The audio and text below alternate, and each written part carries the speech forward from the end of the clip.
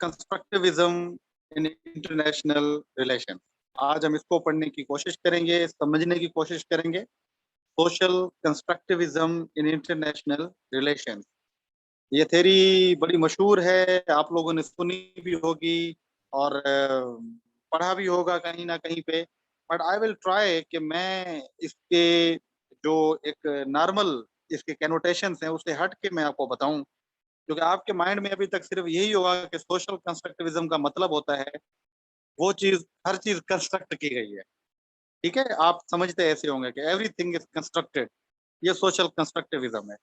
तो आज ये तो एक छोटा सा पार्ट है सोशल कंस्ट्रक्टिविज्म का। ठीक है, तो आज हम सोशल कंस्ट्रक्टिविज्म को देखने की कोशिश करेंगे, उसको हम डिस्कस करेंगे कि ये सोशल कंस्ट्रक्टिविज्म इंटरनेशनल रिलेशंस में बेसिकली है क्या। ठीक है, तो क्या पढ़ेंगे सोशल कंस्ट्रक्टिविज्म में आज हम, थोड़ी सी ब्रॉड आउटलाइन अगर मैं आपके साथ शेयर कर लूं तो इंट्रोडक्शन और ओरिजिन आपको पहले बताऊंगा मैं, फिर आपको उसकी मीनिंग और प्रोपोनेंट्स को देखेंगे। दो बड़े मशहूर प्रोपोनेंट्स हैं, ठीक है, एंथोनी गिडेंस है और जो है वो अलेक्जेंडर वेंडिट है। ठीक है, उसको देखेंगे और फिर जो है इसके मेन असम्पशंस मैं आपको बताऊंगा क्या क्या असम्पशंस ये साथ रखता है सोशल कंस्ट्रक्टिविज्म। और फिर इसके व्यूज देखेंगे कि in international relations social constructivism what does it say about the state, what is the concept of power, security, world order, institution, war, peace, इसके बारे में क्या ख्याल रखता है। और lastly the most important part जो होगा हमारा वो होगा कि we will compare social constructivism with two mainstream theories, namely realism and liberalism। यानी रियलिज्म, लिबरलिज्म और कंस्ट्रक्टिविज्म, इन तीनों को आखिर में हम कंपेयर करेंगे कि ह्यूमन नेचर के बारे में ये क्या कहते हैं, स्टेट के बारे में कंसेप्ट क्या है, इंटरनेशनल सिस्टम के बारे में कंसेप्ट क्या है इनका, सिक्योरिटी के बारे में कंसेप्ट क्या है इनका। इन सारी चीजों को लास्ट में हम कंपेयर करेंगे और यहीं पे ही हमारा जो थ्योरी वाला पोर्शन होगा आईआर में वो खत्म हो जाएगा। तो गाइस यहाँ तक आपको चीजें क्लियर हैं कि आज हमने करना क्या है, आज हमने पढ़ना क्या है। अगर ये चीजें क्लियर हैं तो do let me know as we can move forward. Please do let me know यहाँ तक चीजें क्लियर हैं कि हमने क्या करना है आज। ठीक है, जल्दी से मुझे बता दें ताकि हम आगे स्टार्ट करें अपने काम। ओके जी, क्लियर हो गया, गुड हो गया जी। ओके जी, क्या बात है, ऐसे आपका रिस्पॉन्स रहे ना तो पढ़ाने का मजा भी आता है। ठीक है, तो guys before going to start social constructivism, let me remind you a very important discussion or very important debate in international relations, and that is positivism, post positivism debate। आपको याद होगी सारी, ठीक है। बाकी चीजें याद रहे ना रहे, इंशाल्लाह आपको पॉजिटिविज्म और पोस्ट पॉजिटिविज्म मुझसे कभी नहीं बोलना है, क्योंकि हर लेक्चर में मैं ये लेके खड़ा होता हूँ। ओके, तो गाइस हम क्या पढ़ रहे थे, हम इंटरनेशनल रिलेशंस की हिस्ट्री में उसकी ओंटोलॉजी और इकोस्टोमोलॉजिकल बेसिस को डिस्कस कर रहे थे कि आईआर की ओंटोलॉजी क्या है, वायोलेंस है, कॉपरेशन है, पीस है, ये सारी चीजें। तो हमने देखा कि उसको जानने के लिए हमारे पास डिफरेंट इकोस्टोमोलॉजीज हैं और वो हमने देखा रियलिज्म, लिबरलिज्म, ये सारी चीजें थी। फिर हमने देखा कि मेन दो इकोस्टोमोलॉजीज एग्जिस्ट करती हैं आईआर में, और वो इकोस्टोमोलॉजीज क्या हैं, उनमें से नंबर वन जो है वो पॉजिटिविज्म है और नंबर टू जो है वो पोस्ट पॉजिटिविज्म है। और हमने डिटेल से पढ़ा कि पॉजिटिविज्म का मतलब क्या होता है। they attempt to study international relations on the basis of natural science, on the method of natural science, जिसको behavioralism भी कहा जाता है। And they believe on empiricism in science, and they are explanatory in nature। ये कहते हैं explain कर लो enough है। रेशनल चॉइस की बात करते हैं कि इंडिविजुअल को ज्यादा फोकस करते हैं। ऑब्जेक्टिविटी पे बिलीव रखते हैं कि author should be died, author की अपनी पर्सनल फीलिंग्स नहीं होनी चाहिए, वैल्यू फ्री होना चाहिए।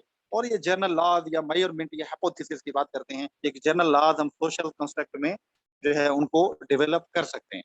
ठीक है, ये बेसिक जो असम्पशन है ये पॉजिटिविज्म के थे, और इसको मॉडर्निज्म के अंदर भी हम लाते हैं।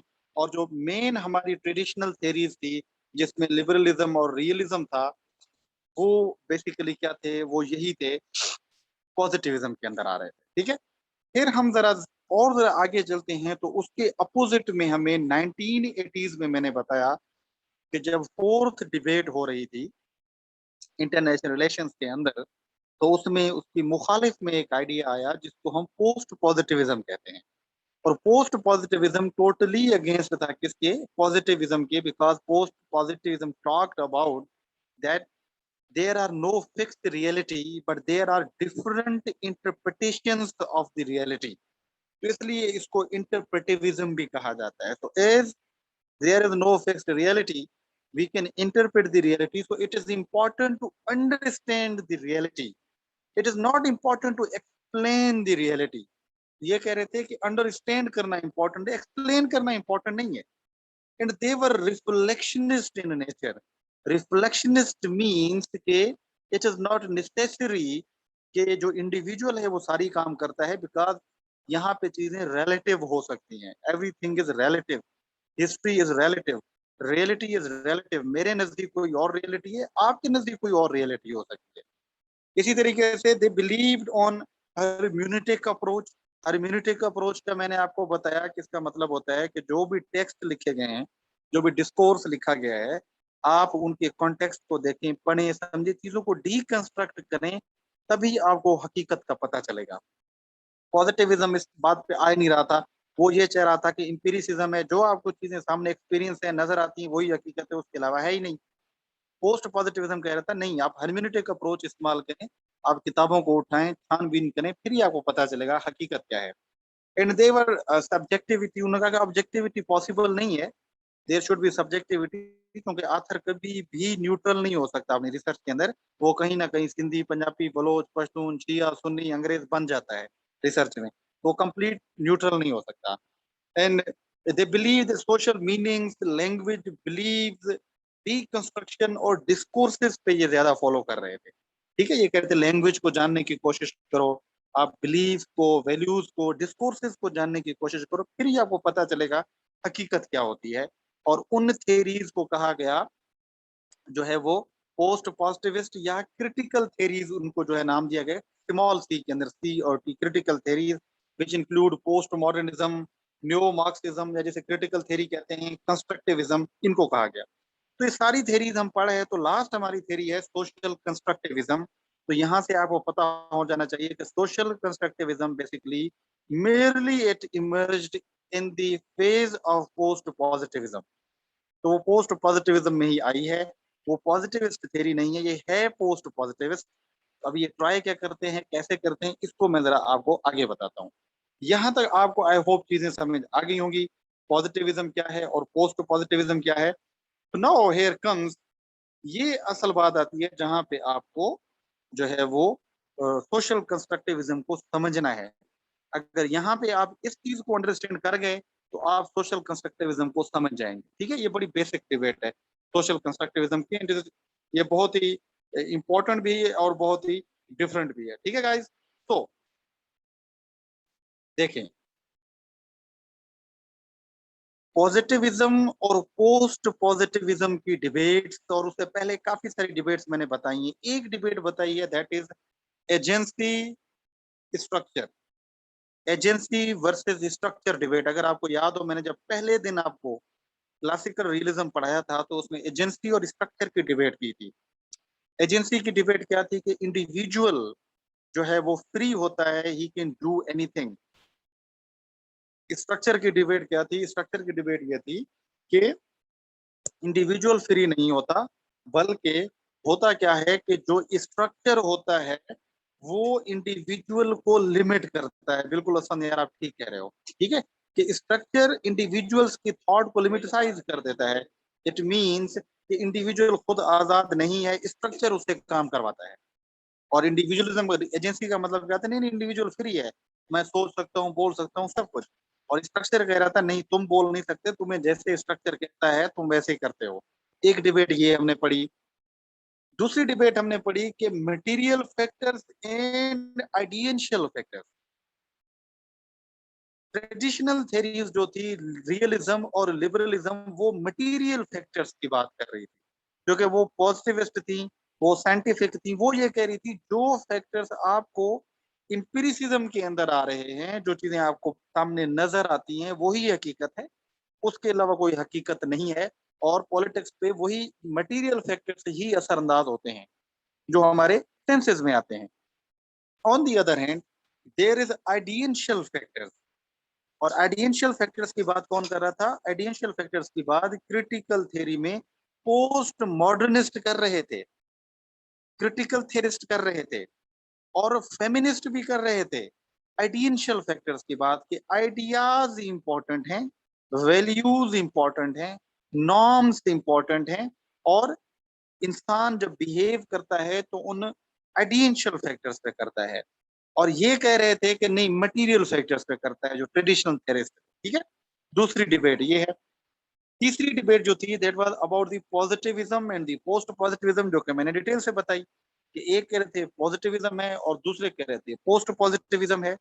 अभी ये तीनों चीजों को जब हम देखते हैं तो आपको थेरीज बाइफिरकेटेड नजर आती हैं। ट्रेडिशनल थेरीज टोटली इस पोजीशन पे खड़ी हुई हैं या इस पे चली जाती हैं, और जो नॉन ट्रेडिशनल हैं वो टोटली इस फैक्टर्स पे खड़ी हुई हैं। तो मतलब क्या है? मतलब ये है कि चीजें अपोजिट हैं। कुछ एजेंसी को बिलीव करते हैं तो स्ट्रक्चर को नहीं करते, कुछ मटेरियल को कहते हैं तो आइडेंशियल को नहीं करते, कुछ पॉजिटिविस्ट हैं कुछ पोस्ट पॉजिटिविस्ट हैं। ये सारी खिचड़ी पकी हुई थी। यानी पोस्ट क्रिटिकल थ्योरी से पहले सारे जो थे वो और थे, और जी आइडियंशियल फैक्टर से निकले हैं आइडियाज से उत्पन्न। आइडियाज मीन्स के नॉर्म्स, वैल्यूज, डिस्कोर्सेज, वो जो नॉलेज पावर रिलेशन था, वो फैक्टर। ठीक है, उसको हम एडियंशियल फैक्टर्स कहते हैं, जिसकी पोस्ट मॉडर्निस्ट बात कर रहे थे, ये बात कर रहे थे। ठीक है, तो अभी जब हम देखते हैं किसको, अभी जब हम देखते हैं कंस्ट्रक्टिविज्म को, तो my dear guys, constructivism basically दोनों के दरमियान मुज़ाकरात करवा रहा है। कंस्ट्रक्टिविज्म दोनों के दरमियान मीडिएटर का रोल प्ले कर रहा है। कंस्ट्रक्टिविज्म इन दोनों के दरमियान मिडिल ग्राउंड का रोल प्ले कर रहा है। मतलब क्या है? मतलब ये है कि सोशल कंस्ट्रक्टिविज्म बीच में आया, उसने कहा कि एजेंसी और सेंटर आप दोनों ना लड़ो, आप दोनों ठीक हो। नीचे आ गया, अच्छा मटेरियल फैक्टर्स और जो एडियंशियल फैक्टर्स हैं, भाई आप दोनों ना लड़ो, आप दोनों ठीक हो। तीसरे आ गया पॉजिटिविज्म एंड पोस्ट पॉजिटिविज्म, उन्होंने कहा आप दोनों ना लड़ो, आप दोनों ठीक हो। तो इस वजह से social constructivism basically middle ground है, जो कि एजेंसी स्ट्रक्चर दोनों की बात करता है, मटेरियल फैक्टर्स एडियंशियल फैक्टर्स दोनों की बात करता है, पॉजिटिविज्म पोस्ट पॉजिटिविज्म दोनों के आइडियाज लेता है। इस वजह से it becomes a middle ground, and that middle ground is known as social constructivism. तो इसकी अप्रोच है मिडिल ग्राउंड की। ये ना एक्सट्रीम एजेंसी सेंट्रिक है, ना एक्सट्रीम स्ट्रक्चर सेंट्रिक है, ना एक्सट्रीम मटेरियल फैक्टर्स की बात करता है, ना एक्सट्रीम एडियंशियल फैक्टर्स की बात करता है, ना एक्सट्रीम पॉजिटिविज्म की बात करता है, ना एक्सट्रीम पोस्ट पॉजिटिविज्म की बात करता है। ये इन तीनों के दरमियान मिडिल ग्राउंड का रोल प्ले करता है। इसको सोशल कंस्ट्रक्टिविज्म कहा जाता है। तो यहाँ तक आपको बातें क्लियर हो जाएं कि आगे जो भी सोशल कंस्ट्रक्टिविज्म के हम आइडियाज पढ़ेंगे तो आपको agency structure material ideational positivism post positivism इन तीनों का मिक्सचर मिलेगा, इन तीनों का ब्लेंड मिलेगा आपको सोशल कंस्ट्रक्टिविज्म के अंदर। ऑलराइट गाइस, यहाँ तक चीजें क्लियर हैं आपकी कि सोशल कंस्ट्रक्टिविज्म बेसिकली करने क्या जा रहा है? अगर यहाँ तक आपकी चीजें क्लियर हैं तो जरा हम आगे मूव करते हैं। बड़ी इंटरेस्टिंग थ्योरी अप्रोच है। Okay, so it is clear. Good हो गया, वेरी गुड, शाबाश, ठीक हो गया जी। चलें जी, अभी जरा स्टोरी को आगे लेके चलते हैं। ठीक है, तो social constructivism is one of the youngest major theories in international relations. The youngest one, यानी कंटेम्प्रेरी डिबेट सोशल कंस्ट्रक्टिविज्म पे हो रही है। ऑल्दो टोटल पोस्ट मॉडर्निज्म पे हो रही है, बट उनमें से कंस्ट्रक्टिविज्म पे, सोशल कंस्ट्रक्टिविज्म पे बहुत ज्यादा डिबेट हो रही है। तो it is a middle ground in international relations. ठीक है,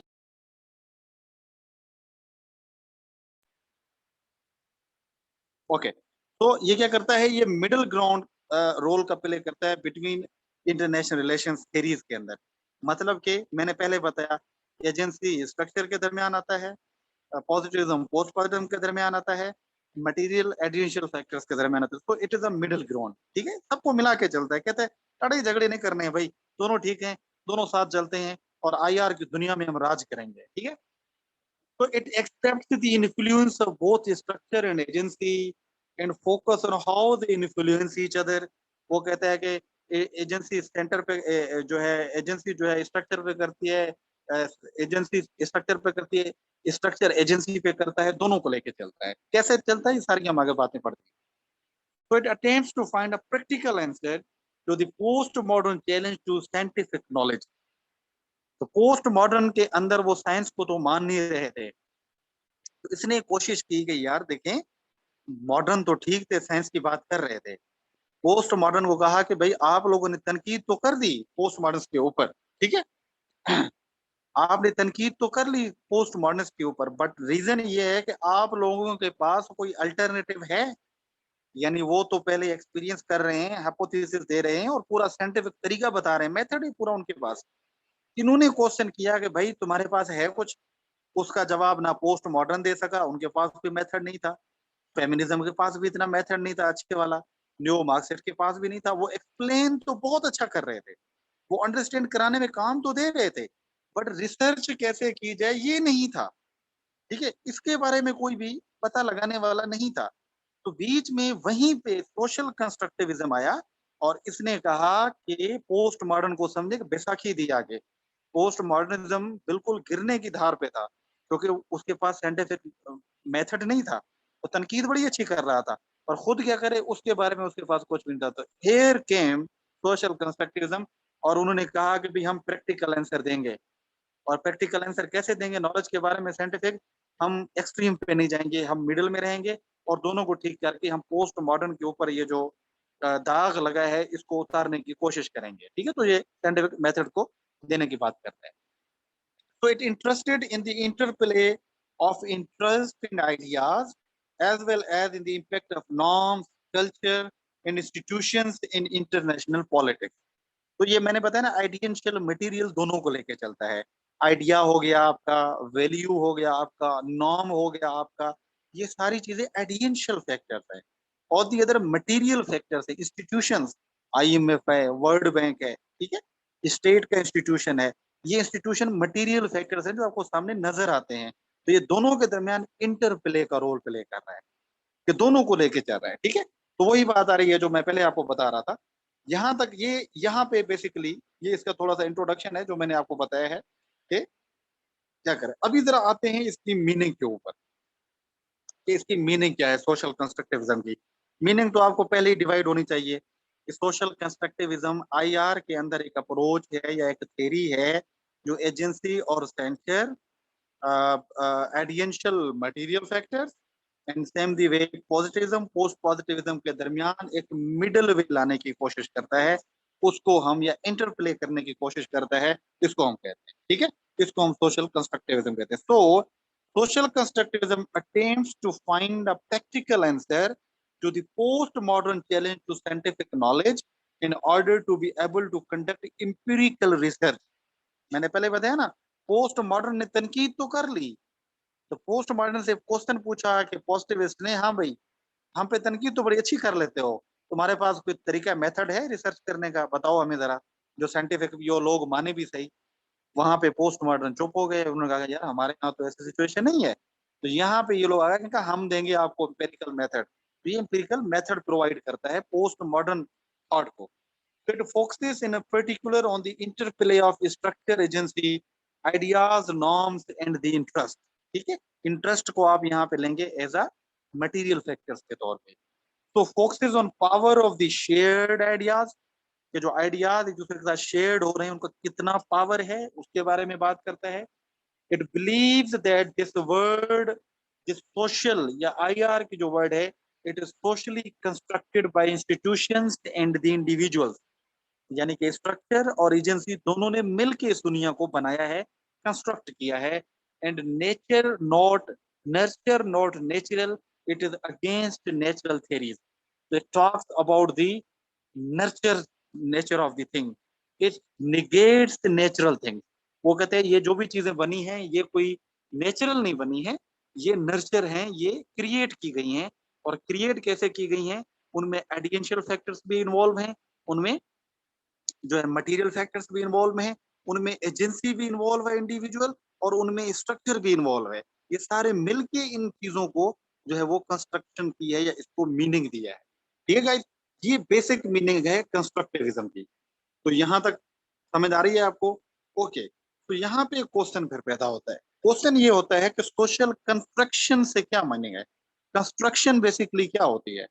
तो to construct something in an act which brings into being a subject or object that otherwise would not exist. Construction कैसे ही उसको है, यानी ऐसी चीज को पैदा करना, ऐसी चीज को बनाना जो उससे पहले एग्जिस्ट ना करती हो, उसको हम कंस्ट्रक्शन कहते हैं। और जब सोशल कंस्ट्रक्टिविज्म की बात करते हैं, मतलब इस सोशल कंस्ट्रक्टिविज्म के नजदीक ये जो भी चीजें आईआर के अंदर हैं, ये सारी कंस्ट्रक्ट की गई हैं, पहले एग्जिस्ट नहीं करती थी, ये नेचुरली एग्जिस्ट नहीं करती थी, इसको बाद में एग्जिस्ट किया गया, तो इसको क्रिएट किया गया, तो इसको कंस्ट्रक्टिविज्म कहते हैं।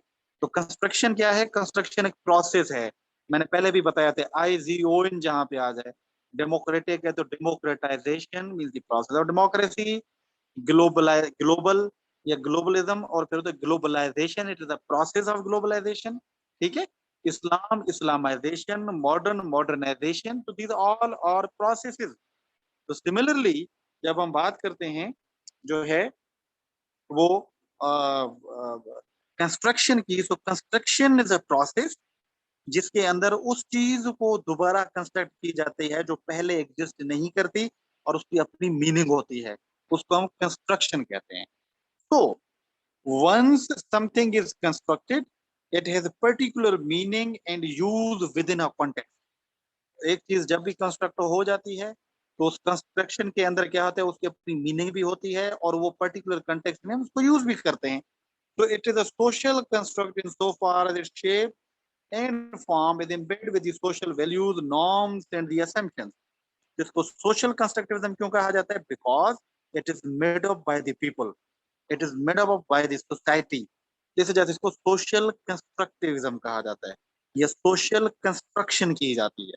ठीक है, तो social phenomena like states, alliances, international institutions, collective subjects of international relations take specific historical, cultural, and political forms that are a product of human interaction in the social world. तो international relations के अंदर वो कहते हैं जो भी चीज हम देख रहे हैं, अलायंसेस हो गए, स्टेट हो गई, बैलेंस ऑफ पावर हो गया, पीस हो गया, कॉन्फ्लिक्ट हो गया, कॉपरेशन हो गया, वायोलेंस हो गया, वो कहते हैं ये सारी चीजें नेचुरल नहीं है, इनको बनाया गया है, इनको मीनिंग दी गई है, और ये मीनिंग मिलती है इनको पर्टिकुलर कॉन्टेक्स्ट में। और ये बनती कैसी हैं? ये इंडिविजुअल्स क्रिएट करते हैं, इंडिविजुअल कंस्ट्रक्ट करते हैं आपस में इंटरेक्शन करके।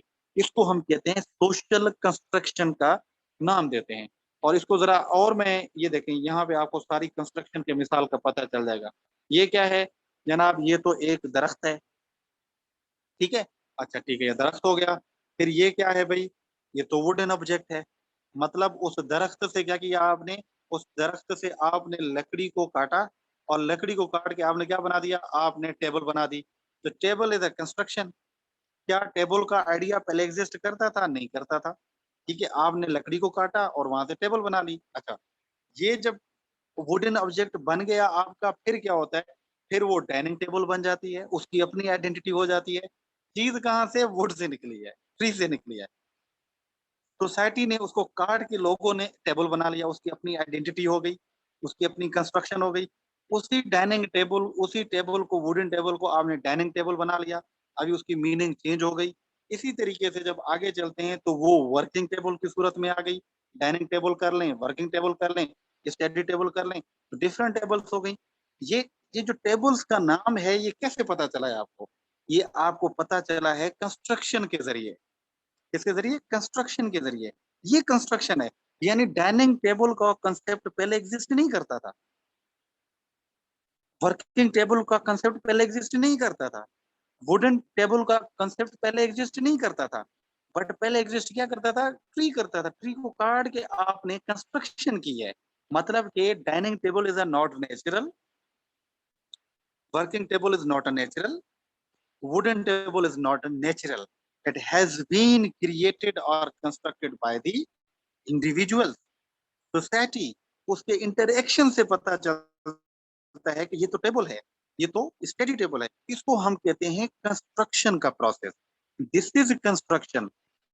जैसे ये फिजिकल वर्ल्ड के अंदर ये पॉसिबल है, सोशल कंस्ट्रक्टिविस्ट कहते हैं इंटरनेशनल रिलेशंस के जो कंसेप्ट हैं वो भी इसी तरीके से कंस्ट्रक्ट किए गए हैं। मैं आपको सिंपल सा मिसाल देता हूँ। आपने वॉर ऑन टेरर का लफ्ज सुना है? वॉर ऑन टेरर 9/11 के अटैक से पहले किसी को पता ही नहीं था वॉर ऑन टेरर क्या होता है। Nobody knew. बट 9/11 के बाद बच्चे बच्चे को पता है वॉर ऑन टेरर क्या होता है। तो war according to social constructivist ये वॉर ऑन टेरर के आइडिया को कंस्ट्रक्ट किया गया है। अभी क्वेश्चन तो ये पैदा होता है कि कंस्ट्रक्ट करने वाला कौन है?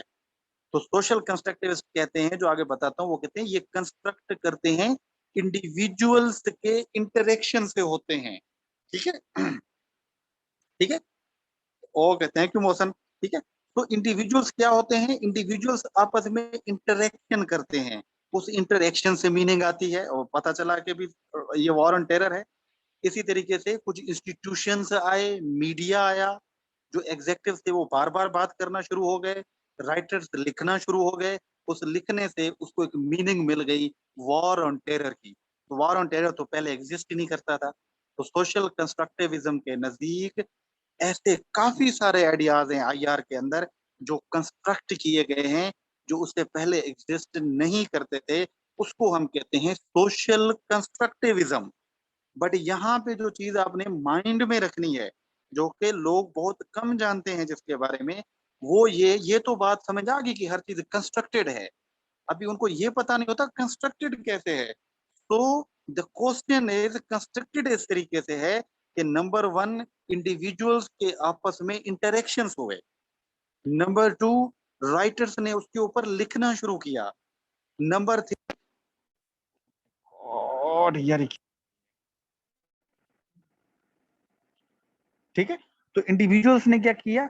इंडिविजुअल्स ने उनके ऊपर लिखना शुरू किया, राइटिंग्स, बुक्स लिखना शुरू की। तो मतलब कि आपके नॉर्म्स, आपके वैल्यूज, आपके इंस्टीट्यूशंस, आपके आइडियाज, इन सारों ने मिल के एक नया टर्म इजाद किया जिसको हमने वॉर ऑन टेरर का नाम दिया। उससे पहले वॉर ऑन टेरर था ही नहीं। This is how, according to social constructivist, कि इंटरनेशनल रिलेशंस के अंदर मीनिंग जो होती है वो क्या होती है? वो कंस्ट्रक्ट होती है। जैसे कि एक ट्री से वुडन टेबल बन गया, वुडन टेबल से डाइनिंग टेबल बन गया, डाइनिंग टेबल से वर्किंग टेबल बन गया, वर्किंग टेबल से स्टडी टेबल बन गया।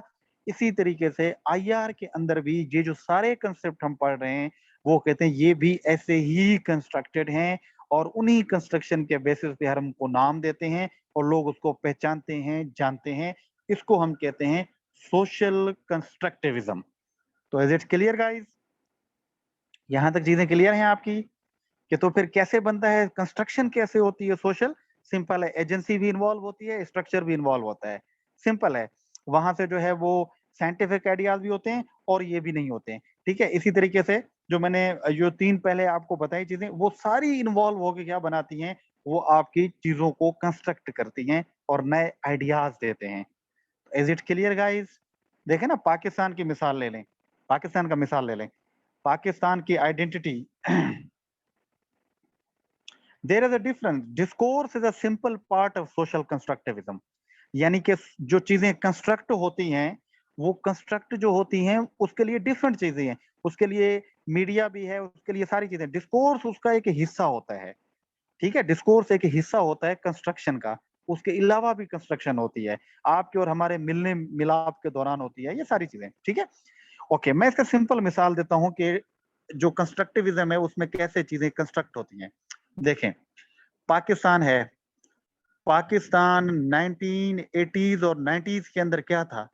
उस टाइम पे पाकिस्तान था इस्लामिस्ट के नाम से। ऐसी ही इस्लामिक आइडेंटिटी थी पाकिस्तान की, ज़िया-उल-हक बैठा हुआ था और हम मुजाहिदीन को कर रहे थे सारी चीजें। ठीक है। वही पाकिस्तान 2000 के अंदर जब मुशर्रफ आया तो वो सेक्युलर बन गया।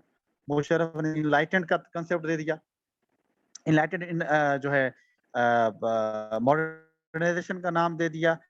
यानी पाकिस्तान वही है, पाकिस्तान की आइडेंटिटी चेंज हो रही है। तो ये आइडेंटिटी कौन चेंज कर रहा है, कैसे चेंज हो रही है? तो सोशल कंस्ट्रक्टिविज्म कहते हैं नंबर वन, ये जो चेंज होती है आइडेंटिटी या चीजें कंस्ट्रक्ट होती हैं, ये एक तो बड़े इलीट्स बैठे होते हैं टॉप पे स्टेट के, वो रोल प्ले करते हैं। मिलिट्री के एलिट्स बैठे होते हैं, वो रोल प्ले करते हैं। इंटेलेक्चुअल्स बैठे होते हैं, वो रोल प्ले करते हैं। इंस्टीट्यूशन, हम इंडिविजुअल्स होते हैं, एक दूसरे से बातें शातें करके क्या करते हैं, उस चीज को कंस्ट्रक्ट करते हैं। ये बात है बेसिकली सोशल कंस्ट्रक्टिविज्म की। ठीक है, this is called social constructivism. यानी पाकिस्तान की आइडेंटिटी देखें कितनी चेंज होती आई है। तो इस तरीके से वो कहते हैं आईआर के अंदर चीजें फ्लूइड होती हैं। यानी आप आईआर के अंदर ऐसा नहीं कह सकते एक आइडिया हमेशा जिंदा रहेगा, वो चेंज होता रहेगा।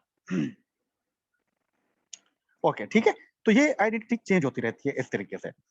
सो गाइस, चलें जी, यहाँ तक आपको आई होप थोड़ा सा ट्रेलर मिल गया होगा सोशल कंस्ट्रक्टिविज्म का कि ये क्या चीज है। ठीक है, अभी जरा इसकी ओरिजिन पे जाते हैं कि ओरिजिन कैसे होती है और क्या चीजें होती हैं। मैंने गाइस पहले बताया हुआ है, ये this is one of the youngest debate in international relations. यानी कि 80s और 90s के दरमियान ये इमर्ज हुई है सोशल कंस्ट्रक्टिविज्म की। कैसे इमर्ज हुई? आईआर के अंदर मैंने पहले बताया कि बड़ी डिबेट्स चलती हैं। फर्स्ट डिबेट चली, सेकंड डिबेट चली और थर्ड डिबेट भी चली। ठीक है, so during the second half of the 1980s, international relations as a discipline was dominated by what is sometimes called the third debate. ठीक है, जिसको न्यो न्यो डिबेट कह रहे थे। यानी कि बिहेवियरलिज्म और पॉजिटिविज्म कह रहे थे। जैसे मैंने आपको मिसाल दी थी, वो कहते थे कभी कभी तो लगता है साला अपुनिश भगवान है। तो वो कह रहे थे भी आईआर की दुनिया के हम ही भगवान हैं, हमारे अलावा कोई नहीं है। ठीक है, हम हैं और हमारे साथ भी हम हैं। ठीक है, उनको प्रॉफिट्स ऑफ द पॉजिटिविज्म कहा गया। भाई वो साइंटिफिक हैं, आईआर के अंदर जो भी काम करता है वो कहते हैं भाई अगर आप पॉजिटिविज्म यूज नहीं कर रहे तो आपकी रिसर्च किसी काम की नहीं है। तो इतना डोमिनेट कर रहे थे। So in 80s, both realism and liberalism, the debate between neo-liberalism इसको neo debate कहते हैं, was revamped. You should be familiar with from previous chapters जो मैंने पढ़ा है आपको. So it was challenged soon after the Cold War. Cold war जैसे start हुई तो वो जो ट्रेडिशनल थेरीज थी, जो पॉजिटिविस्ट थेरीज थी, रियलिज्म लिबरलिज्म था, उसके ऊपर खतरात मंडलाना शुरू हो गए। लोग जो है वो जनाब अपनी जो है वो बाजू ऊपर करके आ गए कि भाई आप लोग सब कुछ नहीं हो, आपसे आगे भी दुनिया एग्जिस्ट करती है। ठीक है, तो हुआ क्या? हुआ ये कि उन्होंने एक नई चीज प्रोड्यूस की, और जो वो नई चीज प्रोड्यूस की दैट वाज के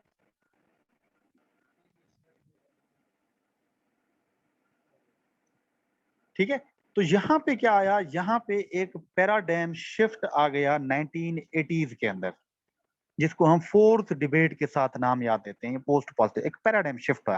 पैराडाइम शिफ्ट क्या था? पैराडाइम शिफ्ट ये था कि जो पहले थेरीज थी वो कोल्ड वार के नेचर को, कोल्ड वार की ओरिजिन को, कोल्ड वार के बारे में प्रिडिक्ट करने की पोजीशन पे नहीं थी। उनको समझ नहीं लग रही थी। यानी कि रियलिज्म, न्यो रियलिज्म, न्यो, उनको पता ही नहीं चल रहा था कि हो क्या रहा है कोल्ड वार में। कोल्ड वार को वो से प्रिडिक्ट नहीं कर पा रहे थे। जब वो कोल्ड वार को प्रोडिक्ट नहीं कर पा रहे थे तो एक नई थ्योरी वहां पे, एक नई अप्रोच जन्म ले रही थी उसी 80s के दरमियान, उसी मेन स्ट्रीम थ्योरीज के खिलाफ, जिसको फोर्थ डिबेट में पोस्ट पॉजिटिविज्म कहा गया। और इसने आते ही क्या किया, इसने जो पॉजिटिविस्ट या मॉडर्न अप्रोच थी उनको चैलेंज किया आगे। उन्होंने कहा कि भाई आप लोगों को पता ही नहीं है कोल्ड वार में क्या हो रहा है, कैसे होगा, आप लोग एम ही छोड़ते हैं बड़ी बड़ी बैठ के लंबी लंबी, आपको नहीं पता है कुछ भी। क्यों? Because it believed that traditional theories failed to predict the future of cold war. उन्होंने कहा कि भाई आप कोल्ड वार के ना फ्यूचर को एक्सप्लेन कर पा रहे हैं, ये हुई क्यों है इसको भी एक्सप्लेन नहीं कर पा रहे, इसके इम्पैक्ट्स क्या होंगे इसको भी आप एक्सप्लेन नहीं कर पा रहे। तो इसको हम अपनी लैंग्वेज के नाम में, आईआर में, या वैसे फिलॉसफी ऑफ साइंस में इसको नाम देते हैं एनोमलीज। क्या? एनोमलीज या एनोमली। एनोमलीज या एनोमली क्या होती है? एनोमलीज मींस कि वो डेवलपमेंट्स जिनको आप एक्सप्लेन नहीं कर सकते, उसको हम एनोमलीज कहते हैं। यानी वो कंडीशन, वो सिचुएशन जिसको आप एक्सप्लेन ही नहीं कर पाते हैं। फॉर एग्जाम्पल जैसे बलूचिस्तान के अंदर जो मसला, अफगानिस्तान के अंदर जो मसला चल रहा है, अभी इतनी जल्दी किस तरीके से ये जो तालिबान है वो यहाँ पे आ गए, अभी कुछ लोग इसको एक्सप्लेन नहीं कर पा रहे। इसको हम कहते हैं एनोमलीज कहते हैं। तो गाइज, जब भी किसी थ्योरी के अंदर एनोमली आ जाती है तो वो थ्योरी बेचारी बैठ जाती है, उसके अगेंस्ट में एक और थ्योरी आ जाती है जो उन एनोमलीज के आंसर करती है, और वो थ्योरी डोमिनेट हो जाती है। अभी 90s 80s के अंदर जो ट्रेडिशनल थ्योरीज थी वो तो एनोमलीज में फंस गई, और एनोमली कौन सी थी? एनोमली थी कोल्ड वार की। अभी कोल्ड वार के फिनोमेना को वो एक्सप्लेन नहीं कर पा रहे थे कि कोल्ड वार क्यों हो रही है, इसका फ्यूचर क्या होगा, इसके रीजंस क्या, इंप्लीकेशंस क्या हैं। उस पे स्ट्रक्चर रियलिज्म खड़खड़ा गया, उस पे न्यू रियलिज्म खड़खड़ा गया, उनके पास आंसर नहीं थे। ठीक है, एनोमलीज क्रिएट हुई। इसी एनोमलीज को फिलअप करने के लिए, उन्हीं एनोमलीज को आंसर करने के लिए एक नई थ्योरी डेवलप हुई थी जिसको उन्हें पोस्ट पॉजिटिविज्म का नाम दिया। So therefore a new approach या थ्योरी उन्होंने कहा कि should be needed to explain, predict, describe cold war like situation, कि भाई ऐसी थ्योरी दो जो कोल्ड वार को एक्सप्लेन करे, बताए कोल्ड वार में क्या होगा, फ्यूचर अभी कैसे। वो थ्योरी इंपॉर्टेंट है, वो थ्योरी लेके आओ। तो वो थ्योरी कहाँ से आई गाइस? वो थ्योरी आपकी आई इसी से, सोशल कंस्ट्रक्टिविज्म से।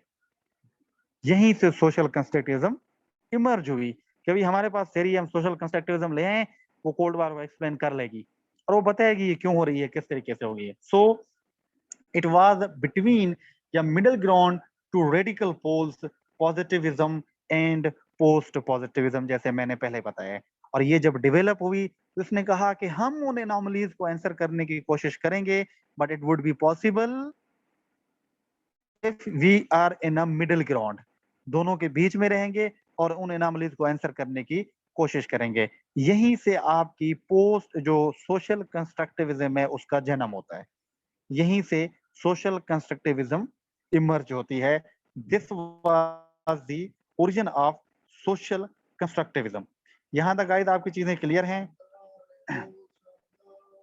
ओके, तो गाइस यहां तक चीजें क्लियर हैं आपकी? आपको समझ आया कि what does mean by the origin से मतलब क्या है, ये ओरिजिनेट कैसे हुई, क्यों पहली थेरीज नाकाम हो गई, एनोमलीज डेवलप हुई, उस एनोमलीज के आंसर करने के लिए सोशल कंस्ट्रक्टिविज्म आई और इसने मिडिल वे लिया दोनों एक्सट्रीमिस्ट पोल्स के बीच में। यहां तक चीजें क्लियर हैं? गुड हो गया जी, गुड हो गया, क्या बात है भाई, जिंदाबाद। ठीक है जी, चलो जी, जरा आपको इनके प्रोपोनेंट्स के बारे में बताते हैं। ठीक है, दो बड़े प्रोपोनेंट्स मशहूर हैं सोशल कंस्ट्रक्टिविज्म के अंदर। The first one is Anthony Giddens, ये एक बड़ा मशहूर बंदा है जिसने एक बुक लिखी थी मॉडर्निटी एंड सेल्फ आइडेंटिटी, इसका नाम है। ठीक है, एंथोनी गिडेंस का है मॉडर्निटी एंड सेल्फ आइडेंटिटी, इसकी बुक का नाम है। दूसरा बड़ा मशहूर बंदा है, आप लोगों ने सुना भी होगा, अलेक्जेंडर वेंडिट। ठीक है, इसने बुक लिखी थी making of anarchy and social theory of international politics. ठीक है, अलेक्जेंडर वेंडिट। इन दोनों बंदों के नाम याद रखने हैं, सोशल कंस्ट्रक्टिविज्म में इनका बहुत ज्यादा काम है। ठीक है, अलेक्जेंडर वेंडिट का तो बहुत ज्यादा काम है और एंथोनी गिडेंस का भी काम है। ये दो बड़े हैं। अभी इनको जरा पढ़ते हैं कि इनके बेसिक आइडियाज क्या थे और ये क्या चीजें कह रहे थे। ठीक है गाइस, सो चलें जी, एंथोनी गिडेंस के ऊपर चलते हैं। एंथोनी गिडेंस ने क्या बात की, बातें सारी वो ही कर रहे हैं जो ये कर रहे थे, हम यही बातें उनकी।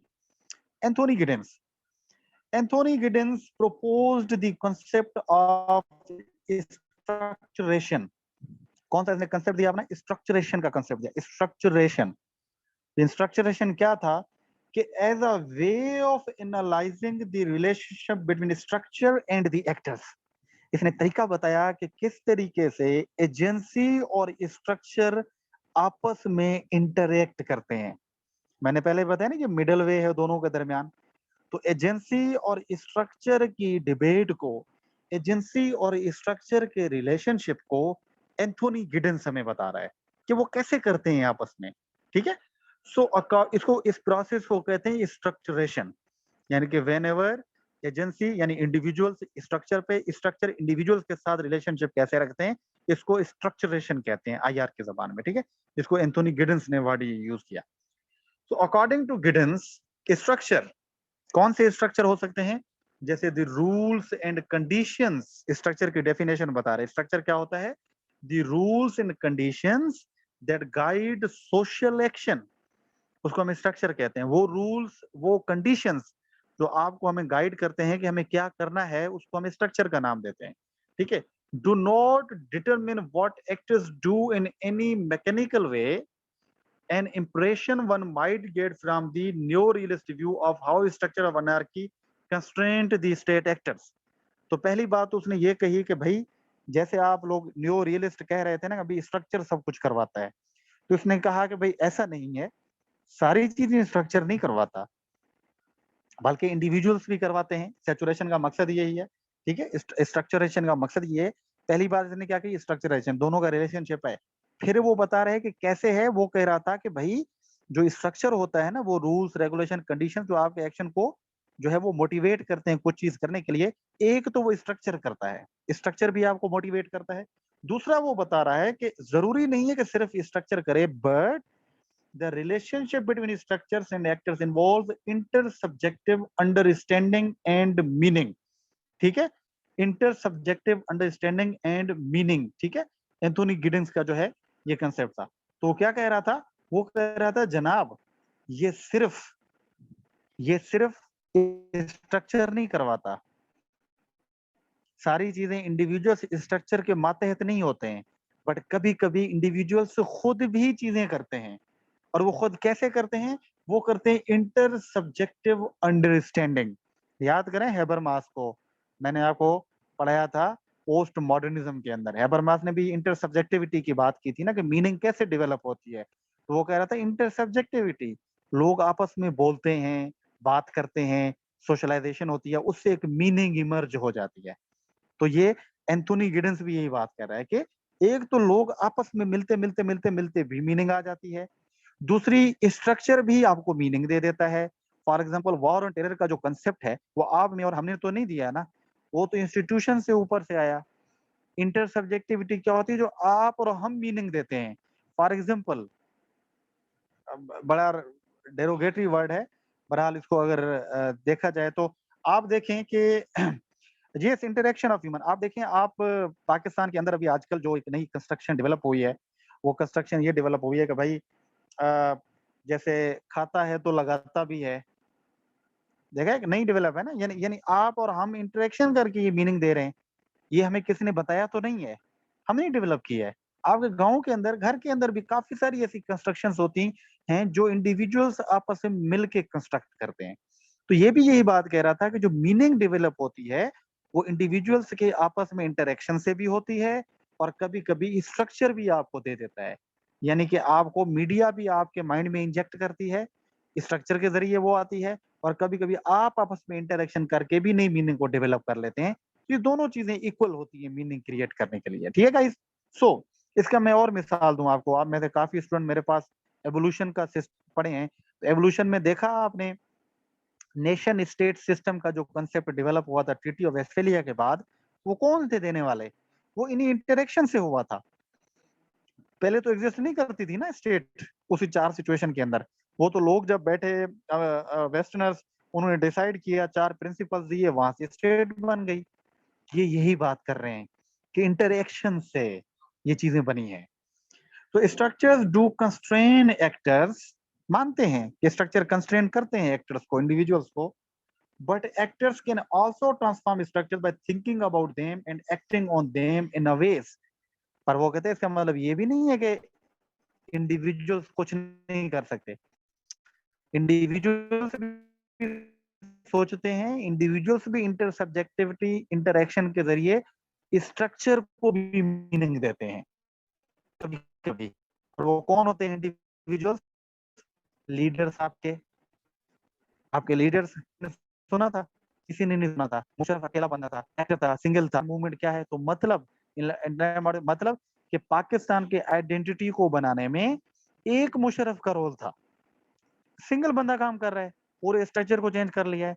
इसी तरीके से अगर हम स्ट्रक्चर की बात करें तो वॉर ऑन टेरर का कंसेप्ट हम में से और आप में से तो किसी ने नहीं दिया, वो तो स्ट्रक्चर से ऊपर से आया, मीडिया से, इससे। This is called structure and agency debate. तो गिडेंस इन दोनों को सामने ले रहा है। वो कहते हैं इंडिविजुअल्स भी काम करते हैं, मैं कहता मिडल वे ले रहा है। So the notion of structuralization therefore leads to a less rigid and more dynamic view of relationship between the structure and the actors। कि कोई यहाँ पे रिजिड रिलेशन नहीं है। रिजिड की बात तो कर रहे थे ना जो न्यो रियलिस्ट थे, वो तो कह रहे थे भाई स्ट्रक्चर ही सब कुछ करता है, इंडिविजुअल्स की कोई औकात ही नहीं है। इसी तरीके से क्लासिकल रियलिस्ट कह रहे थे नहीं नहीं, इंडिविजुअल सब कुछ करता है, इंडिविजुअल स्ट्रक्चर, इंडिविजुअल की वजह से स्ट्रक्चर बनता है। तो ये जब आ गया कि नहीं भाई आप दोनों जरा आराम से बैठे, ये दोनों काम करते हैं, दोनों एक दूसरे के साथ इंटरलिंक्ड हैं। So IR constructivists use this as a starting point for suggesting a less rigid view of the anarchy।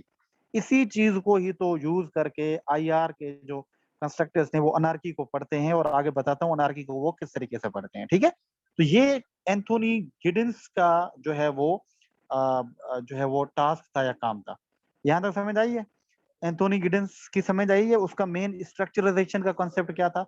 ये दोनों एक दूसरे पे इंटरडिपेंडेंट हैं, मीनिंग दोनों क्रिएट करते हैं, स्ट्रक्चर भी करता है, एजेंसी भी करती है। स्ट्रक्चराइजेशन समझ आइए गाइस आपको? तो अगर एंथोनी गिडिंस समझ आया है तो जरा अभी अलेक्जेंडर वेनेट की तरफ चलते हैं। ओके जी, गुड हो गया, क्या बात है जी, वाह भाई वाह यार, आप इतना सुकून से कंस्ट्रक्टिविज्म समझ रहे हैं, I am happy. Okay, so Alexander Bennett, ठीक है, अलेक्जेंडर वेनेट ये दूसरा बंदा है। ठीक है, ये आईआर का सोशल कंस्ट्रक्टिविज्म में दूसरा बंदा आता है। So one of the most prominent social constructivist in IR is Alexander Vendet।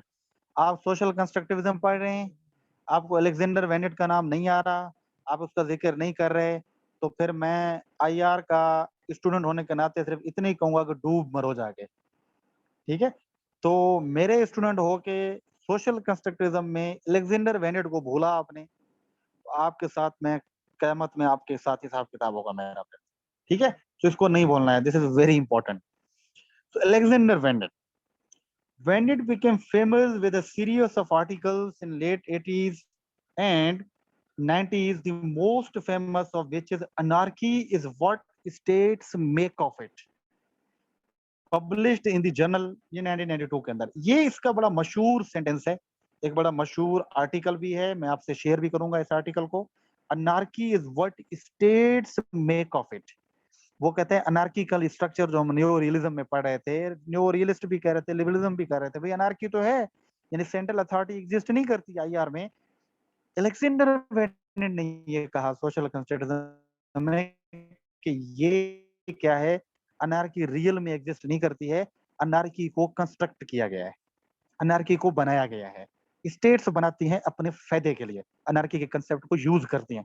अब वो यूज कैसे करती हैं, क्या करती हैं, इसको जरा हम आगे देखते हैं कि वो उसका क्या प्रोसेस बताता है।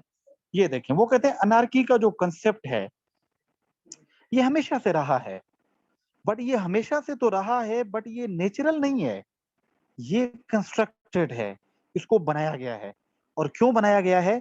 मखसूस स्टेट्स ने अपने फायदे के लिए इस कंसेप्ट को यूज किया है। इसका मैं पहले प्रेजेंट मिसाल दे दूं फिर आगे चलता हूं। मुझे बात बताएं, अगर आजकल की स्टेट्स इंडिया और पाकिस्तान को ले लेते हैं, डिफेंस पे इतना ज्यादा खर्च क्यों करती हैं? देयर ओनली वन रीजन, वो कहते हैं भाई अनार्किकल स्ट्रक्चर है, सेंट्रल अथॉरिटी बैठी नहीं है, वॉर ऑल अगेंस्ट ऑल है, अगर ऐसा नहीं करेंगे तो मारे जाएंगे और नुकसान होगा, तो इसलिए जल्दी से बजट को बढ़ाओ। Got it? तो ये सिक्योरिटी डिलेमा, ये सारी चीजें, तो ये क्या है, ये अलेक्जेंडर वेनेट का आर्गुमेंट ये है, या सोशल कंस्ट्रक्टिविस्ट का आर्गुमेंट ये है कि जनाब ये चीजें बनाई गई हैं। अभी फिर क्वेश्चन आता है कि भाई कौन बना रहा है ये? तो जनाब ये बना रहे हैं जो लीड्स बैठे हुए हैं टॉप पे, जिनके फायदे में ये सारी चीजें वही बना रहे हैं। और कौन बना रहा है? वो मिलिट्री एलिट भी हो सकते हैं, वो एग्जेक्टिव्स भी हो सकते हैं, वो इंटेलेक्चुअल्स भी हो सकते हैं, कोई भी हो सकते हैं, उनके फायदे के लिए वो बना रहे हैं। और तो ये मॉडर्न एग्जांपल ये है। पर जो अलेक्जेंडर वेनेट है वो जाता है, जो है पास्ट में जाता है, वो कहते हैं ये कंसेप्ट पहले भी रहा है अनार्की का, और डिफरेंट लोगों ने इसको देने की कोशिश की और एक्सप्लेन करने की कोशिश की है सिर्फ अपने फायदे के लिए। तो वो क्या कंसेप्ट रहा है अनार्की का, उसको जरा देखते हैं कि in this peace when it sets out the consequence of structuralization theory for the analysis of the international agency और स्ट्रक्चर दोनों एक दूसरे पे इंटरडिपेंडेंट होते हैं, ठीक है, उसकी थ्योरी को ये यूज करता है. So he argues that anarchy is not simply a given through a behavior of the states. Excellent. वो कहते हैं ये कोई गिवन आइडिया नहीं है अनार्की, ये डिफरेंट एरिया में दौर में रहा है और स्टेट्स ने इसको अपनी मर्जी से मोल्ड किया है. जिसको बेहतर लगा है वो अनार्की को उस तरीके से एक्सप्लेन करता रहा है. तो ये हमेशा वेनेट के नजदीक anarchy is what state make of it. जैसे स्टेट अनार्की को बनाना चाहें, एक्सप्लेन करना चाहें, वो बना सकती है, कंस्ट्रक्टेड है, ठीक है. तो ये हमेशा से रहा है, अभी भी रह रहा है. So in this book social theory of international politics, Wendt argues there are 3 cultures of anarchy. तो वो कहता है भाई तारीख में कैसे रहा है, हमें कैसे पता चले. वो कह रहे हैं हमें पता लग सकता है, डिफरेंट स्टेट्स बनी हैं और डिफरेंट स्टेट ने डिफरेंट अनार्की के कंसेप्ट दिए हैं. वो पहले भी एग्जिस्ट करते थे. कौन से? वो कहते भी नंबर पहले है जनाब आपका होब्सियन. थॉमस हॉब्स मैंने आपको पढ़ाया था, याद हो अगर आपको. War all against all classical realist था. उसने भी कहा था अनार्की है यहाँ पे. तो उसने कहा कि एक तो थॉमस हॉब्स का कंसेप्ट था अनार्की का, होब्सियन अनार्की थी. वॉर ऑल अगेंस्ट ऑल वो भी एक कंसेप्ट था. दूसरा जॉन लॉक भी मैंने आपको पढ़ाया, लिबरलिज्म के अंदर क्लासिकल लिबरल था. लॉक ने भी कहा था कि अनार्की है, बट उसकी अनार्की डिफरेंट थी लॉक की अनार्की से. इसी कैसे थी मैं बताता हूँ. तीसरा कांट है, इमानुअल कांट है, ये भी मैंने आपको न्यू लिबरलिज्म के अंदर पढ़ाया था, याद हो अगर आपको. डेमोक्रेटिक पीस थ्योरी के अंदर हमने इसको पढ़ा था. तो कांटिनियन थ्योरी भी है, अनार्की का कंसेप्ट है, वो भी अनार्की का कंसेप्ट देता है. देखिए 3 बंदे हैं अनार्की के, डिफरेंट जो है वो एक्सप्लेनेशंस देंगे. तो यहीं से वेनेट कह रहा है कि जनाब आला ये कोई अनार्की नेचुरल तो नहीं है, ये गिवन तो नहीं है जैसे रियलिस्ट और लिबरल्स कह रहे हैं. ये तो मेड है. ये तो लोग जो आए हैं, स्टेट्स जो आए हैं, जिनको जैसे बेहतर लगा उन्होंने अनार्की बना ली है. इसको वो कहता है, उसको कहते हैं 3 तरीके से हमें पता चलता है कि ये चीजें एग्जिस्ट करती रही हैं. कैसे? वो कहते हैं हॉब्स के दौर में अगर देखते हैं तो हॉब्स का ख्याल क्या था अनार्की के बारे में कि is closest to the neo realist image of anarchy in which power and interest dominate.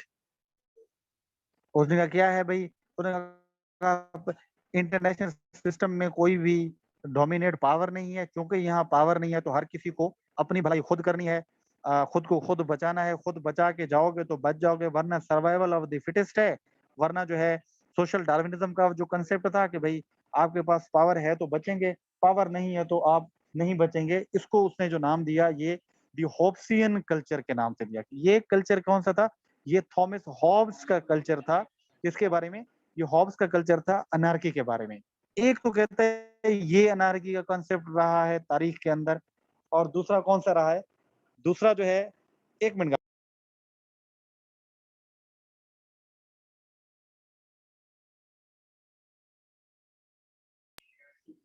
Okay guys, sorry. ठीक है, तो एक तो कंसेप्ट ये है. तो यहाँ पे जो आर्ग्यूमेंट है वेंडिट का वो बड़ा क्लियर हो रहा है. वेंडिट भी यही कह रहा था कि भाई अनार्की गिवन तो नहीं है, ये तो बनाई हुई है. उन्होंने देखो पहले हॉब्स ने अपने तरीके से अनार्की का कंसेप्ट दिया है कि कोई सेंट्रल पावर नहीं है, माइट इज राइट है, ठीक है, हॉब्सियन स्टेट जिसको नाम है. दूसरा है लोकियन वर्जन्स. जॉन लॉक ने भी अनार्की का कंसेप्ट दिया, उसका डिफरेंट था. वो कैसे था कि states although rivals recognize each other, ठीक है, each other sovereignty and therefore submit to a minimum standard of common norms. इसने कहा कि अनार्की तो है, बट अनार्की इतनी नहीं है इतनी हॉब्स छोड़ के गया था लंबी लंबी. स्टेट में अभी भी थोड़ी बहुत कैपेसिटी है कि वो आपस में कोऑपरेट कर सकें, आल्दो पावर नहीं एग्जिस्ट कर रहा, ठीक है. आल्दो जो क्या कहते हैं फुली पावर एग्जिस्ट नहीं करता सबके दरमियान, बट स्टेट में ये कैपेसिटी है कि वो आपस में कोऑपरेट कर सकें. है अनार्की. देखें इसका अनार्की का कंसेप्ट कितना ऑप्टिमिस्टिक है. हॉब्स का आप देख रहे हैं वो तो मारधाड़ वाला है.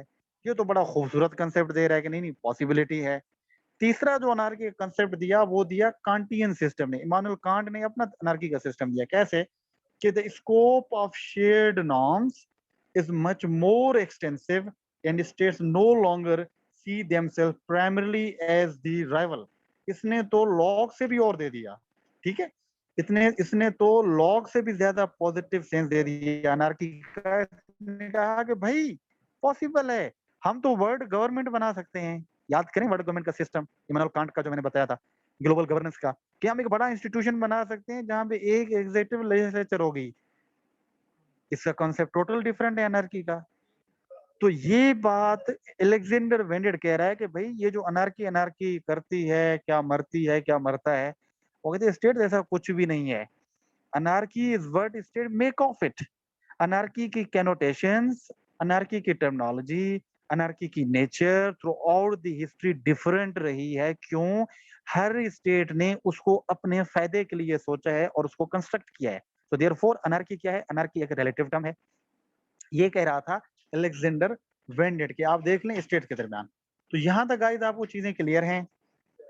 अलेक्जेंडर वेंडेड क्लियर है? एंथोनी गिडिंस का कंसेप्ट स्ट्रक्चराइजेशन का था, और जो आपका अलेक्जेंडर वेंडेड का कंसेप्ट है ये है अनार्की का, कि anarchy is what state make of it. तारीख में अनार्की के डिफरेंट कैनोटेशंस रहे हैं और हर स्टेट ने अपनी मर्जी से उसको एक्सप्लेन किया है। तो means it is different. What it guys? Good हो गया जी। यार अगर आपको वाकई इतना समझ आ रहा है सोशल कंस्ट्रक्टिविज्म, फिर तो आपको दोनों हाथों से सलाम करना चाहिए मुझे। दैट्स वंडरफुल यार, शाबाश। यहां तक आपको चीजें क्लियर हो गई। अभी जरा चलते हैं द रोल ऑफ आइडियाज के ऊपर, कि how ideas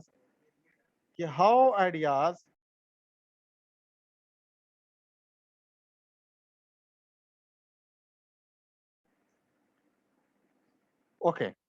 so role of ideas को जरा देखते हैं कि सोशल कंस्ट्रक्टिविज्म के अंदर जो आइडियाज हैं वो रोल कैसे प्ले करते हैं। अभी तक तो आपको मैंने बताया कि भाई एजेंसी भी रोल प्ले कर रही है, स्ट्रक्चर भी कर रहा है।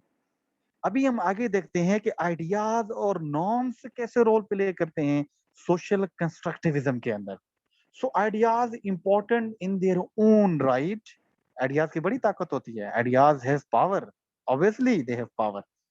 सो इंटरनेशनल नॉर्म्स, कौन सी international norms? For example shared expectations about appropriate behavior held by the international community। ये एक इंटरनेशनल नॉर्म है ना। इंटरनेशनल नॉर्म क्या है कि भाई फॉर एग्जांपल आप मिलके रहेंगे, पीसफुली रहेंगे, इंटरनेशनल लॉ को जो है आप कबूल करेंगे, सॉवरेनिटी के कॉन्सेप्ट को कबूल करेंगे, सेकुलरिज्म को कबूल करेंगे, एक दूसरे के खिलाफ लड़ना नहीं है, झगड़ना नहीं है। ये इंटरनेशनल नॉर्म्स हैं जो एग्जिस्ट करती हैं स्टेट के दरमियान। अभी देखें ना, पाकिस्तान, तालिबान और अमेरिकन कितने आपस में दुश्मन थे, बट द एंड रिजल्ट क्या हुआ? उन्होंने कहा कि हम सेफ एग्जिट देंगे, जिसको जाना है वो जा सकता है। ये इंटरनेशनल नॉर्म्स हैं जो कि इंटरनेशनल सिस्टम में एग्जिस्ट करती हैं।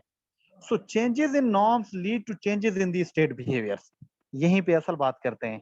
वो कहते हैं जब भी नॉर्म्स में चेंजिंग आएगी स्टेट के बिहेवियर्स में ऑटोमेटिकली चेंज आ जाएगी।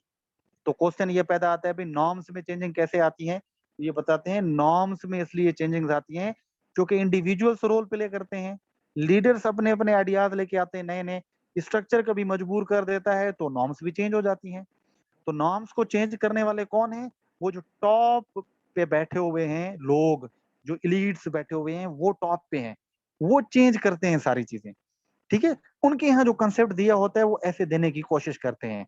जैसे कि वर्ल्ड ऑर्डर बनाया गया वर्ल्ड वार वन के बाद, जब लीग ऑफ नेशन बनाई गई तो चंद लोग वेस्टर्न के बैठे हुए, तो उन्होंने वर्ल्ड ऑर्डर पूरा नॉर्म्स उन्होंने चेंज की, विल्सोनियन प्रिंसिपल्स मैंने बताया। वर्ल्ड वार टू के अंदर आपने देखा कि लीग ऑफ नेशंस में वही लोग बैठे हुए थे, उन्होंने अपनी नॉर्म्स दी।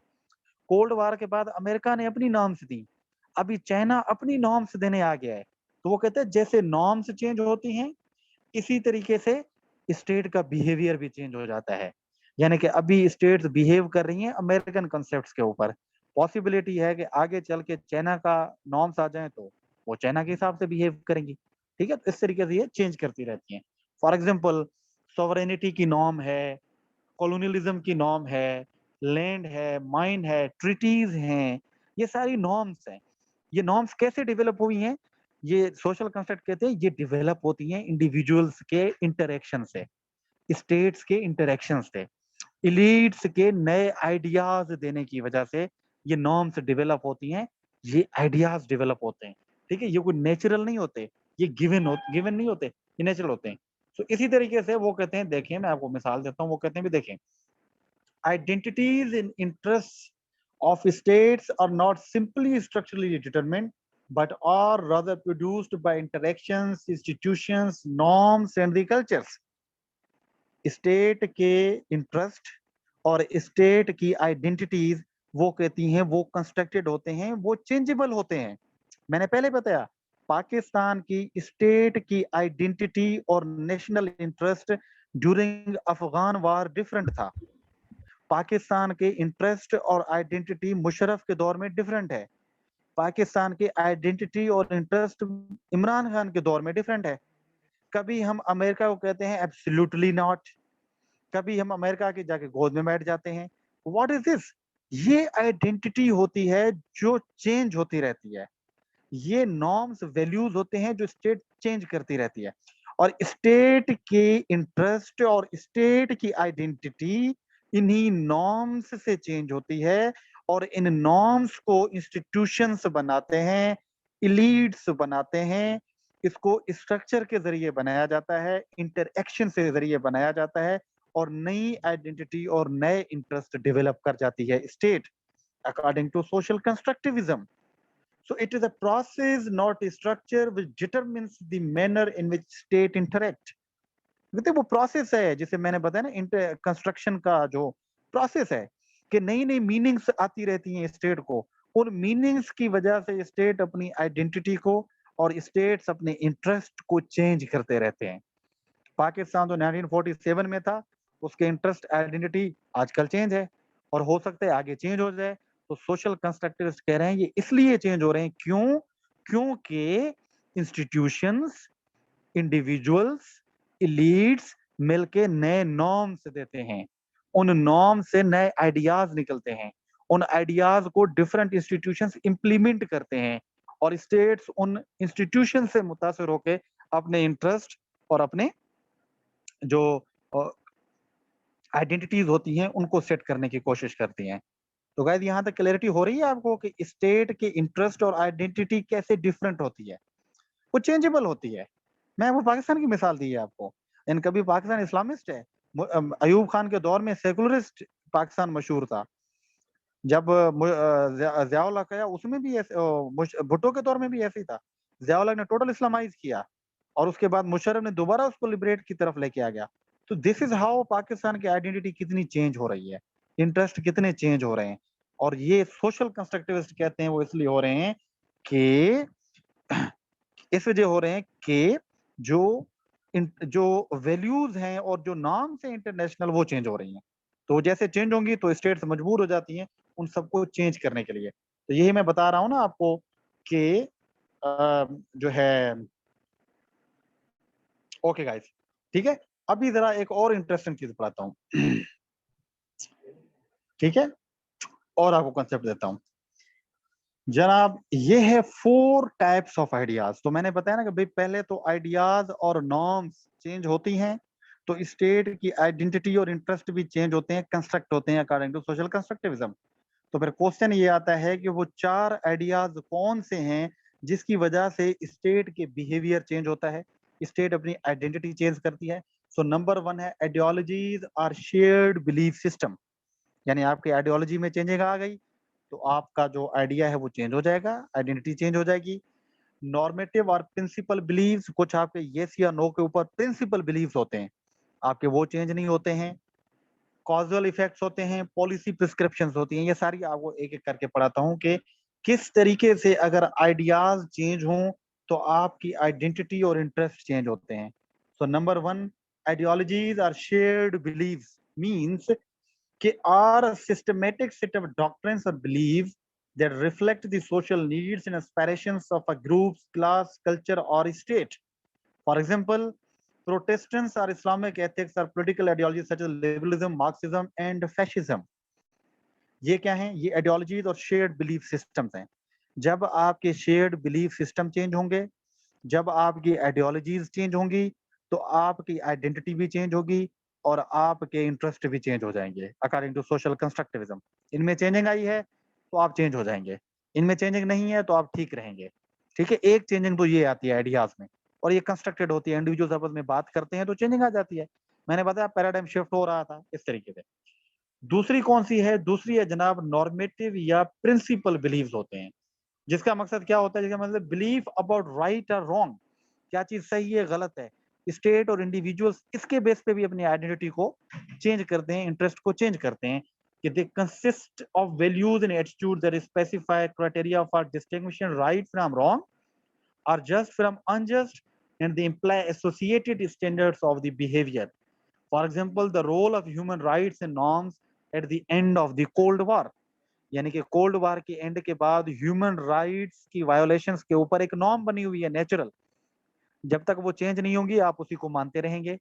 आपने पैलेस्टीनियंस के ऊपर आपने देखा है, पाकिस्तान कहते हैं we have our moral stand on Palestinians, Kashmiris, तो हम वो चेंज नहीं करते हैं। क्यों नहीं चेंज करते हैं? Because of this reason. क्यों? क्योंकि ये नॉर्मेटिव और बिलीफ सिस्टम जो है वो स्टेट के चेंज होते रहते हैं। अगर इनमें चेंजिंग आ जाएगी तो स्टेट ऑटोमेटिकली चेंज हो जाएगी। फॉर एग्जांपल ह्यूमन राइट्स का कंसेप्ट पहले कुछ और था और अभी जो है वो कुछ और हो गया है। तो एज अ रिजल्ट क्या हो गया कि स्टेट्स ने अपने इंटरेस्ट को क्या कर दिया, स्टेट ने अपने इंटरेस्ट को चेंज कर लिया।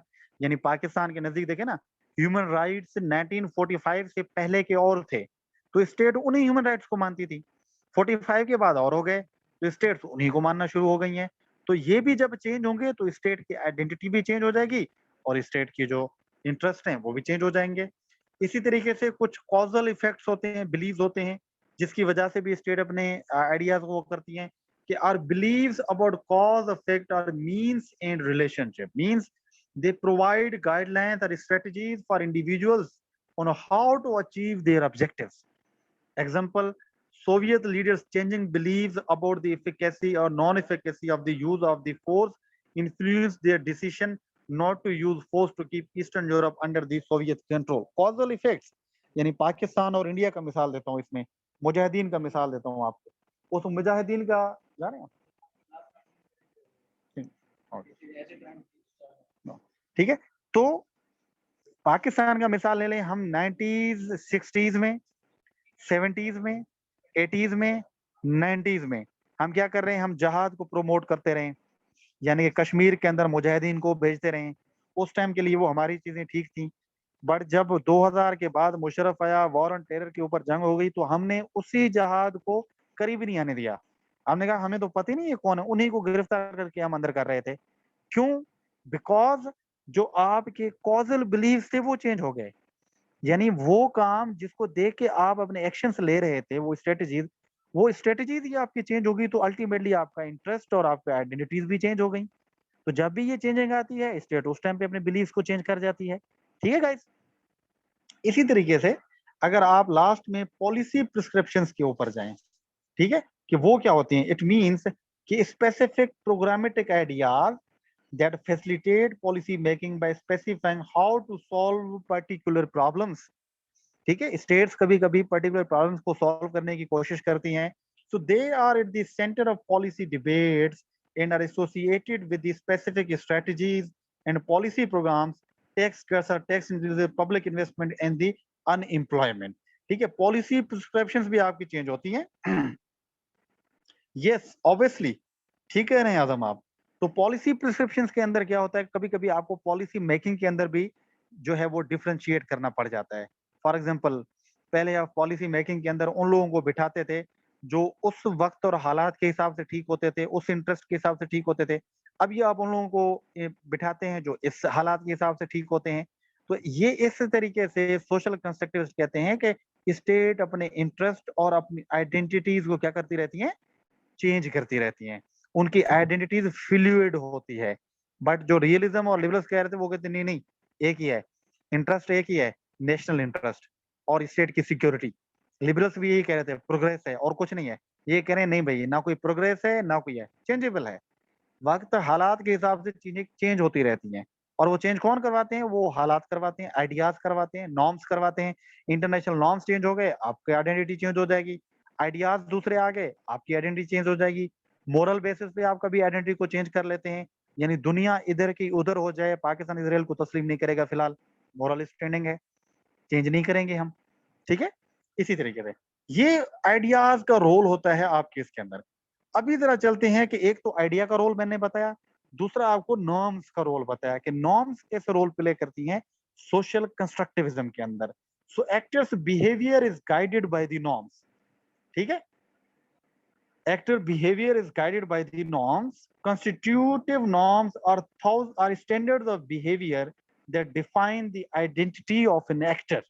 ठीक है, ये कुछ स्टैंडर्ड्स होते हैं. कोई पूछ रहा था मुझसे नॉर्म्स के बारे में, तो नॉर्म्स आर सम स्टैंडर्ड्स, और उन स्टैंडर्ड के बेसिस के ऊपर आप अपनी आइडेंटिटी को फिक्स करते हैं.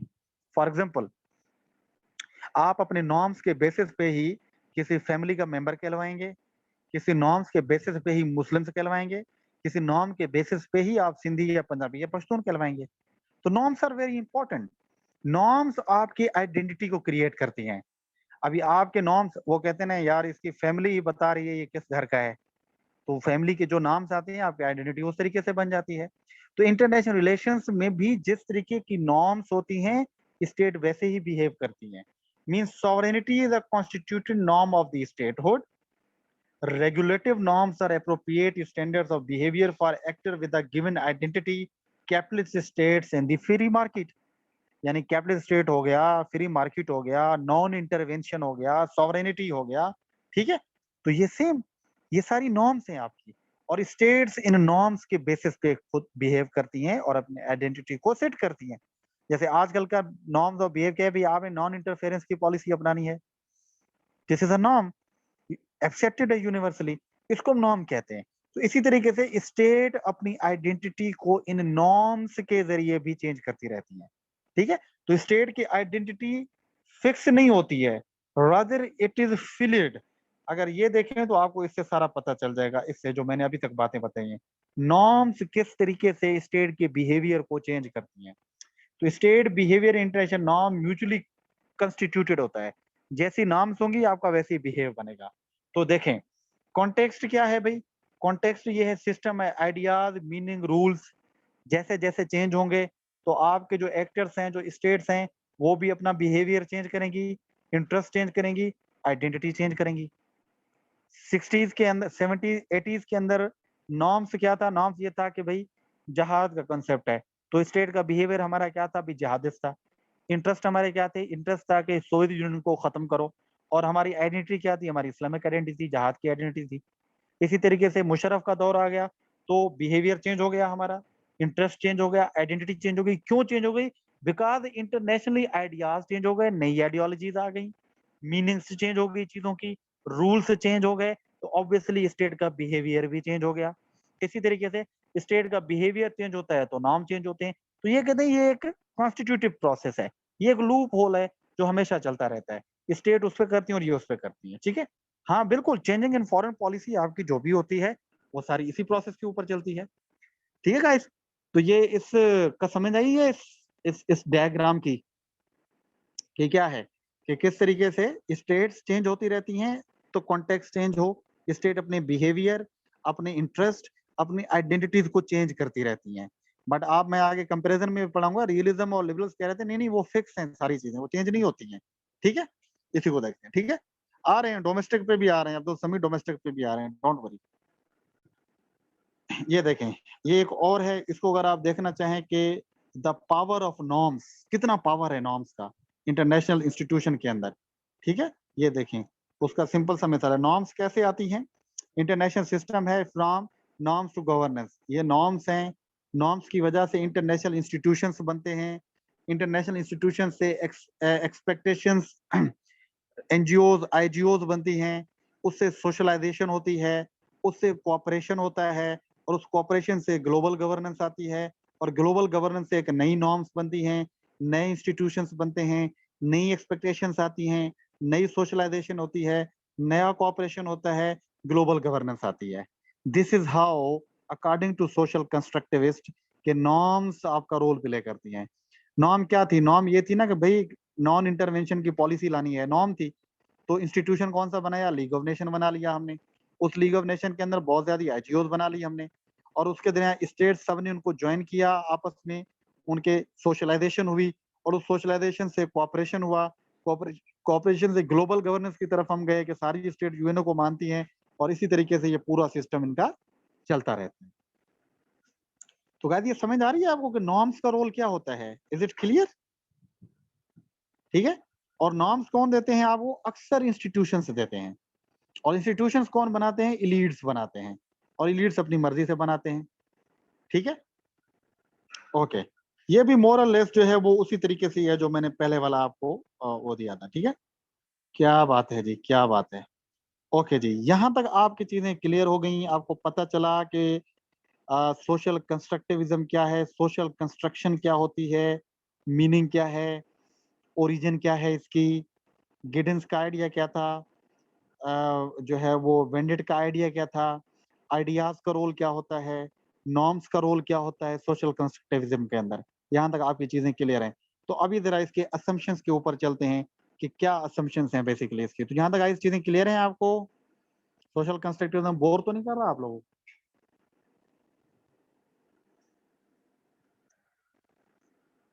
बताएं मुझे शाबाश।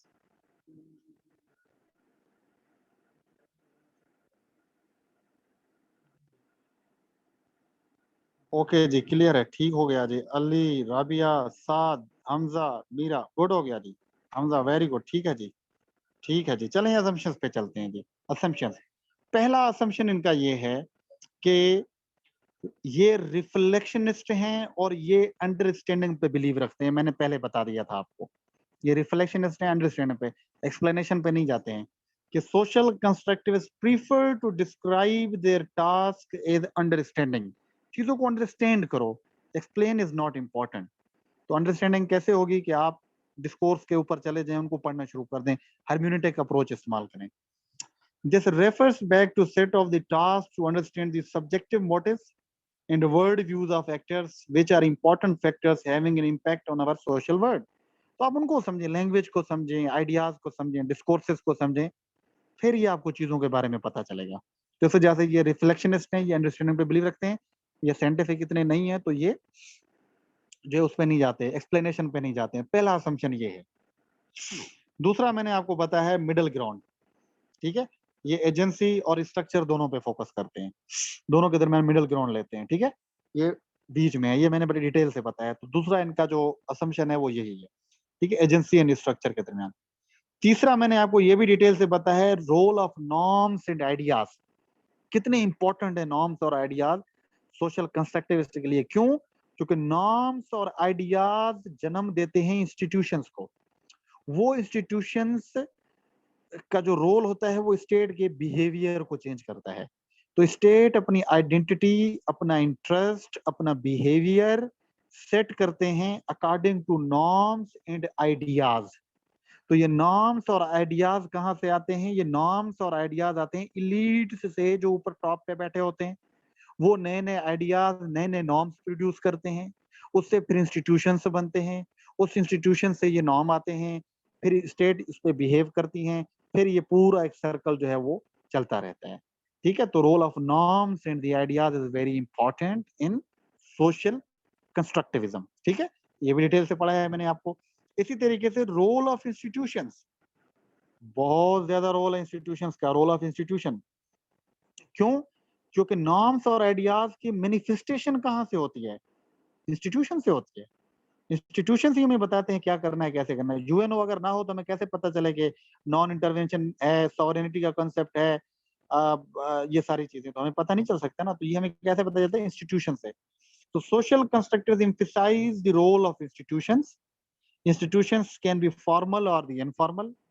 तो जो फॉर्मल इंस्टीट्यूशंस हैं, बेस्ड ऑन रिटन और explicitly acknowledged principles, rules and norms, जैसे यूनिवर्सिटी हो गया, स्टेट हो गया, फुटबॉल क्लब हो, ये सारी चीजें ये फॉर्मल इंस्टीट्यूशंस हैं, यानी जिसके रूल्स रेगुलेशन रिटन फॉर्म में होते हैं। These are called formal institutions. और वो इंस्टीट्यूशंस जो रिटन फॉर्म में नहीं होते बट फिर भी हम उनको फॉलो करते हैं, उनको कहा जाता है इनफॉर्मल इंस्टीट्यूशंस। कैसे? Stable patterns of practice in this sense, particular roles within a family are treated as social institutions. आपकी फैमिली है, रूल्स लिखा तो नहीं हुआ ना, तो ये इंस्टीट्यूशन है। रिलीजन है आपका, ये सारे क्या है? ये इनफॉर्मल इंस्टीट्यूशंस हैं। मैरिज का इंस्टीट्यूशन इनफॉर्मल है। ठीक है, देख तो नहीं सकते हैं ना उसको, लिखा हुआ तो कहीं पे नहीं है, तो ये इनफॉर्मल है। तो इंस्टीट्यूशन फॉर्मल भी होते हैं, इनफॉर्मल भी होते हैं। और सोशल कंस्ट्रक्टिविस्ट कहते हैं कि नॉर्म्स और आइडियाज और वैल्यूज को जो है वो इंजेक्ट किया जाता है through the source of institutions, और वो इंस्टीट्यूशंस स्टेट के बिहेवियर को, स्टेट के इंटरेस्ट को, स्टेट की आइडेंटिटी को चेंज कर देते हैं। ठीक है, तो इंस्टीट्यूशन बड़े इंपॉर्टेंट हैं इनके नजदीक। डिस्कोर्स इज वेरी इंपॉर्टेंट इन जो है सोशल कंस्ट्रक्टिविज्म, ये भी डिस्कोर्स को बड़ी तवज्जो देते हैं, जैसे कि पोस्ट मॉडर्निस्ट और क्रिटिकल थ्योरी दे रही थी। So discourse play a central role in the work of social constructivists. For them, discourse is more or less a synonym for the communication. इनके नजदीक डिस्कोर्स कम्युनिकेशन है। जितनी ज्यादा कम्युनिकेशन होगी इतनी ज्यादा कंस्ट्रक्शन होगी, तो कंस्ट्रक्शन आपकी कम्युनिकेशन के जरिए ही होती है। So as such, it is necessary to reach understandings about identity and interest in reproduce institutions and norms. Indeed, all of these are visible through communication, and discourse become the core material on which social constructivists based their work. Discourse is also central to achieve so-called intersubjective understanding. हैबरमस ने जो बात की थी याद है आपको, post modernism के हैबरमस ने भी यही कहा था ना कि इंटर सब्जेक्टिव अंडरस्टैंडिंग होनी चाहिए। लोग जितना आपस में मिलेंगे, जितना आपस में घुलेंगे, जितना आपस में बात करेंगे, इतने लोगों को पता चलेगा अपने बारे में भी और दूसरों के बारे में भी। तो ये भी यही कहते हैं कि डिस्कोर्स के जरिए नई आइडेंटिटीज शेप होती हैं, नए इंटरेस्ट शेप होते हैं, नया बिहेवियर बनता है स्टेट का। जितनी ज्यादा कम्युनिकेशन होगी, जितनी ज्यादा बातचीत होगी, उतने ही ज्यादा वैल्यूज नॉर्म्स बनेंगे और इंटरनेशनल सिस्टम या स्टेट्स खुद को उस तरीके से लेके चलेंगी। ठीक है guys, and the sixth one is the role of the role of elites in construction of the ideas. सारा गंद यहीं पे मचा हुआ है बेसिकली। ठीक है, कि एलिट्स बड़ा रोल प्ले करते हैं आइडियाज को बनाने के अंदर, नॉर्म्स को बनाने के अंदर। पॉलिटिकल एलिट्स होते हैं, एग्जेक्टिव्स जैसे हो गए। अब बुश ने जैसे कंसेप्ट दिया था प्रीम्प्टिव अटैक्स का, वॉर ऑन टेरर का, एग्जेक्टिव था, उसने एक आइडिया दिया, नॉर्म दिया और पूरी दुनिया उसको फॉलो करना शुरू हो गई। इसी तरीके से कुछ मिलिट्री लीड्स होते हैं, ठीक है, और वो भी अपने ही वैल्यूज नॉर्म्स दे रहे होते हैं, तो स्टेट्स उसके मुताबिक अपने इंटरेस्ट को देख रही होती हैं। और फिर इंटेलेक्चुअल लीड्स भी होते हैं, फ्रांसिस फुकुयामा, और जो है आपका ये क्लैश ऑफ सिविलाइजेशन वाला कौन था, सैमुअल पी हंटिंगटन। मैंने आपको पूरी थ्योरीज के अंदर पर जॉन मीरशैमर, ठीक है, केनेथ वॉल्स, मॉर्गन थाओ, ये क्या, ये बड़े बड़े ये थे इंटेलेक्चुअल एलीट्स थे, और इन्होंने जो आइडियाज दे दिए, नॉर्म्स दे दिए, पूरी स्टेट्स ने अपने इंटरेस्ट भी उस पर सेट किए, बिहेवियर भी उस पर सेट किया, और जो अपनी आइडेंटिटी भी इनके कॉन्सेप्ट्स के ऊपर सेट करना शुरू कर दी। तो एलीट्स का बहुत ज्यादा रोल होता है कंस्ट्रक्शन के अंदर, क्योंकि सारा जो गंद है वो वहीं से मचता है, आइडिया सारे वही देते हैं, और फिर वहीं से सारी इंजेक्शन होती है पूरी दुनिया के अंदर। ठीक है गाइस, तो ये डोमेस्टिकली भी होता है, इंटरनेशनली भी होता है। इंटरनेशनली तो इंटरनेशनल लीड्स हैं, डोमेस्टिकली बेचारे डोमेस्टिक, जैसे जो है मैंने बताया कि ज़ियाउल्लाह का कंसेप्ट था इस्लामी पाकिस्तान का, मुशर्रफ का था सेकुलर पाकिस्तान का, इमरान खान का है नए पाकिस्तान का। तो ये सारी आइडेंटिटीज चेंज होती हैं, कौन चेंज कर रहा है, जो इलीट्स बैठे हुए हैं वो चेंज कर रहे हैं। ठीक है गाइज, यहां तक चीजें क्लियर हैं आपकी? Is it clear? Assumptions clear हुए आपके? मुझे ये जल्दी से बताएं, बस we are about to wind up the discussion. Okay जी, क्लियर है, ठीक हो गया जी। ओके गुड, ठीक है। So views on state and power, ठीक है, views on state in power, good हो गया जी। Views on state and power, कि स्टेट और पावर के बारे में सोशल कंस्ट्रक्टिविज्म क्या कहता है। हमने हर थ्योरी का बताया था, रियलिज्म के नजदीक अपना स्टेट का और पावर का था, वो बिलियर्ड बॉल मॉडल की बात कर रहा था। लिबरलिज्म के अंदर चले गया, वो स्टेट के बारे में उसका कंसेप्ट जो था वो कॉबवेब मॉडल की सूरत में हमें नजर आया। मार्क्सिस्ट की नजर में स्टेट कैपिटलिस्ट ने बनाई थी। पोस्ट मॉडर्निस्ट के नजदीक लीड्स ने बनाई थी, पावर नॉलेज के बेसिस के ऊपर जिनके पास था उन्होंने बनाई थी। फेमिनिस्ट के नजदीक ये मर्दों ने बनाई थी, औरतों को साइड पे रखा गया था। अभी जनाब सोशल कंस्ट्रक्टिविस्ट के हिसाब से कहते हैं कि इनके नजदीक स्टेट और पावर का कंसेप्ट क्या है। So from a social constructive perspective, there is nothing universal और automatic about this. Obviously this is not a given, state और पावर का कंसेप्ट गिवन नहीं है according to social constructivist, mean it is constructed. So instead, states believe in the way they do because they are socialized into the institutions of the international politics. वो कहते हैं states बेचारी मजबूर हैं ये करने के लिए। क्यों? क्योंकि उनकी सोशलाइजेशन ऐसी हुई है इंटरनेशनल इंस्टीट्यूशंस के नजदीक। इंटरनेशनल इंस्टीट्यूशन में वो नॉर्म्स हैं, वो बिलीव्स दिए गए हैं, वो वैल्यूज, वो आइडियाज दिए गए हैं, स्टेट्स मजबूर हैं वैसे बिहेव करती हैं। ठीक है, तो ये आजाद नहीं है। ठीक है, आइडियाज की गुलाम है according to them. So it follows from this that international politics is not governed purely by power and interest. There are fundamental norms in international politics, even though they might be such basic ones as sovereignty in non-intervention. तो वो कहते हैं सिर्फ interest नहीं है जो state के behaviour को असर करते हैं, बट कुछ वैल्यूज और नॉर्म्स भी हैं, वो भी स्टेट के बिहेवियर को जो है वो करती हैं, इन्फ्लुएंस करती हैं। जैसा कि सॉवरेनिटी है, नॉन इंटरवेंशन है, इंटरनेशनल लॉ है, स्टेट उसके मुताबिक चलती हैं। तो स्टेट कोई खुद मुख्तियार आजाद सॉवरन नहीं है। ठीक है, इन अदर सेंस स्टेट के नजदीक। दूसरा इनका इंस्टीट्यूशन इन वर्ल्ड ऑर्डर। मैंने पहले बताया इंस्टीट्यूशंस को तो ये बड़ी इंपॉर्टेंस देते हैं। क्यों? क्योंकि नॉर्म्स और वैल्यूज इंस्टीट्यूशन बनाते हैं। So because of the existence of the norms and institutions on an international level, social constructives prefer to speak of an international society rather than international system. ये international society की बात करते हैं, international system की बात नहीं करते। क्या फर्क है इंटरनेशनल सिस्टम और सोसाइटी में? A society is characterized by the existence of mutually agreed norms and common institutions, while a system can exist without any of these and operate purely according to mechanical laws. Realist के नजदीक क्या था? International system था कि states अपने behaviour को खुद set करती हैं, उनके वो सॉवरन है। लिबरल्स के नजदीक भी ऐसे ही था। बट जो कंस्ट्रक्टिविस्ट हैं वो इंटरनेशनल सोसाइटी की बात करते हैं। मींस कि स्टेट का बिहेवियर नॉर्म्स वैल्यूज के बेस पे चलता है। वो आजाद नहीं होती हैं खुद, वो आजाद नहीं होती हैं। वो नॉर्म्स वैल्यूज बिलीव जैसे चेंज होते रहेंगे तो स्टेट भी वैसे ही चेंज होती रहेंगी। और वो कैसे चेंज होती हैं? वो इंस्टीट्यूशंस के जरिए। ज्यादा से ज्यादा इंस्टीट्यूशंस बनेंगे, स्टेट का बिहेवियर चेंज हो जाएगा। ठीक है, तो इंस्टीट्यूशंस के बारे में इनका व्यू ये है। Identity and community. Obviously identity के बारे में तो ये खुद ही कहते हैं कि आइडेंटिटी क्या है? आइडेंटिटी जनाब आपकी जो है वो कंस्ट्रक्टेड है। जैसे फेमिनिस्ट थे, फेमिनिस्ट भी ये बात कर रहे थे ना, फेमिनिज्म का एक स्ट्रेन है कंस्ट्रक्टिविस्ट फेमिनिज्म जिसको कहा जाता है कि भाई जो आइडेंटिटी है वो बनाई गई है, वो कंस्ट्रक्ट की गई है। So understanding of self is relation to other.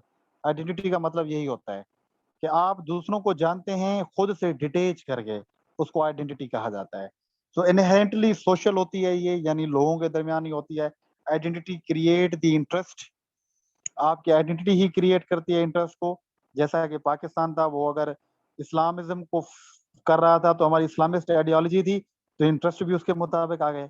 Musharraf जब आ गया तो लिबरलिज्म आ गया, तो हमारे इंटरेस्ट भी उसी के हिसाब से बन गए। तो आपकी आइडेंटिटी ही आपके इंटरेस्ट को सेट करती है। सो states have their own identity. States identity influences the way state interact with each other. ठीक है, उनकी आइडेंटिटी ही उनकी स्टेट की एक दूसरे के साथ ताल्लुक को शो करती है। जैसे हमारी इस्लामिस्ट है, इस्लामिक आइडियोलॉजी आइडेंटिटी है, तो इस्लामिक स्टेट से हमारे रिलेशन बड़े अच्छे बनेंगे। इंडिया सेकुलर है तो वो सेकुलर से अच्छे बना रही है। ठीक है, इस तरीके से स्टेट की आइडेंटिटी बड़ा रोल प्ले करती है स्टेट के इंटरेक्शंस के दरमियान दूसरी स्टेट्स के साथ। तो आइडेंटिटी क्या है इनके नजदीक? आइडेंटिटी क्रिएटेड है सोशली। जैसे मैंने पहले बताया, पाकिस्तान का आइडेंटिटी 70s में कुछ और थी, 80s में कुछ और हो गई, 90s में और हो गई, 2000 में और होगी, और अभी कुछ और है। तो ये फ्लक्चुएट करती है। ये इलीट्स जो भी आता है वो अपनी मर्जी से उसको बनाने की कोशिश करता है। ठीक है, इसी तरीके से अगर सिक्योरिटी की बात करें तो इनके नजदीक सिक्योरिटी का कंसेप्ट बिल्कुल ही डिफरेंट है। कैसे सिक्योरिटी? कि states want security, they believe, but concept of security is not fixed, यानी कंस्ट्रक्टेड है सोशली। वो कहते हैं ये जो स्टेट्स कहती है ना भाई बॉर्डर पे ये दो, वो कहते हैं कंस्ट्रक्ट किया हुआ, एलिट्स बैठे हुए उन्होंने ऐसा सिस्टम बना दिया है कि हम बॉर्डर्स को मैनेज कर सकें। तो ये कंस्ट्रक्टेड है, ये वेरी करती है टाइम टू टाइम। तो security identities interest in policy constructed through interaction between the states. तो उस हिसाब से बनाई जाती है, ये कंस्ट्रक्टेड होती है। जैसा कि पाकिस्तान के नजदीक कहा गया कि भाई हमारा जो इंडिया वाला बॉर्डर है वो सबसे ज्यादा खतरनाक है, ठीक है। फिर हम अफगानिस्तान चले गए, कहा अभी अफगानिस्तान वाला बॉर्डर सबसे ज्यादा खतरनाक है। अभी कह रहे हैं कि अफगानिस्तान वाला बॉर्डर स्टेबल हो जाएगा, इंडिया वाला सबसे ज्यादा खतरनाक है, कभी ईरान वाला ज्यादा खतरनाक है। तो दिस इज हाउ आपकी जो सिक्योरिटी का कंसेप्ट है वो भी इस तरीके से ही फ्लक्चुएट करता है, वो कंस्ट्रक्ट होता है। So focus on non traditional security पे ये ज्यादा फोकस करते हैं।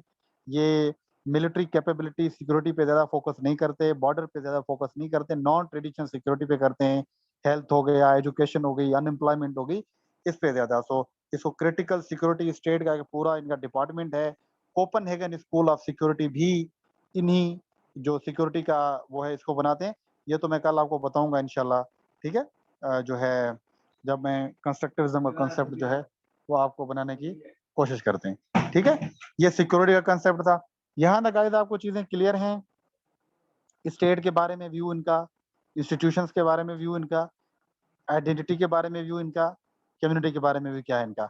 अभी जरा हम करते हैं इनको थोड़ा सा कंपेयर, और ये बहुत ही इंटरेस्टिंग है। इनको जरा कान खोल के सुनना है आप लोगों ने, और आंखें भी खोल के सुनना है आप लोगों ने, ठीक है। ये समझे निचोड़ है, मेरे पूरी थेरीज का निचोड़ यही है, ठीक है। जो भी अभी तक थेरीज पढ़ी है ना, इस चीज को समझ लें, आपको थेरी की समझ आ जाएगी। सो पहले कंपेयर करते हैं, यानी कि रियलिज्म, लिबरलिज्म, कंस्ट्रक्टिविज्म को ह्यूमन नेचर के बेस पे, कि ह्यूमन नेचर के बारे में क्या क्या व्यूज हैं। अभी रियलिज्म के बारे में आप देख के आ गए थे कि वो कहते हैं पीपल बड़े एग्रेसिव होते हैं, सेल्फिश होते हैं, कनिंग होते हैं, रेशनल होते हैं, वो ये मानता है ह्यूमन नेचर के बारे में।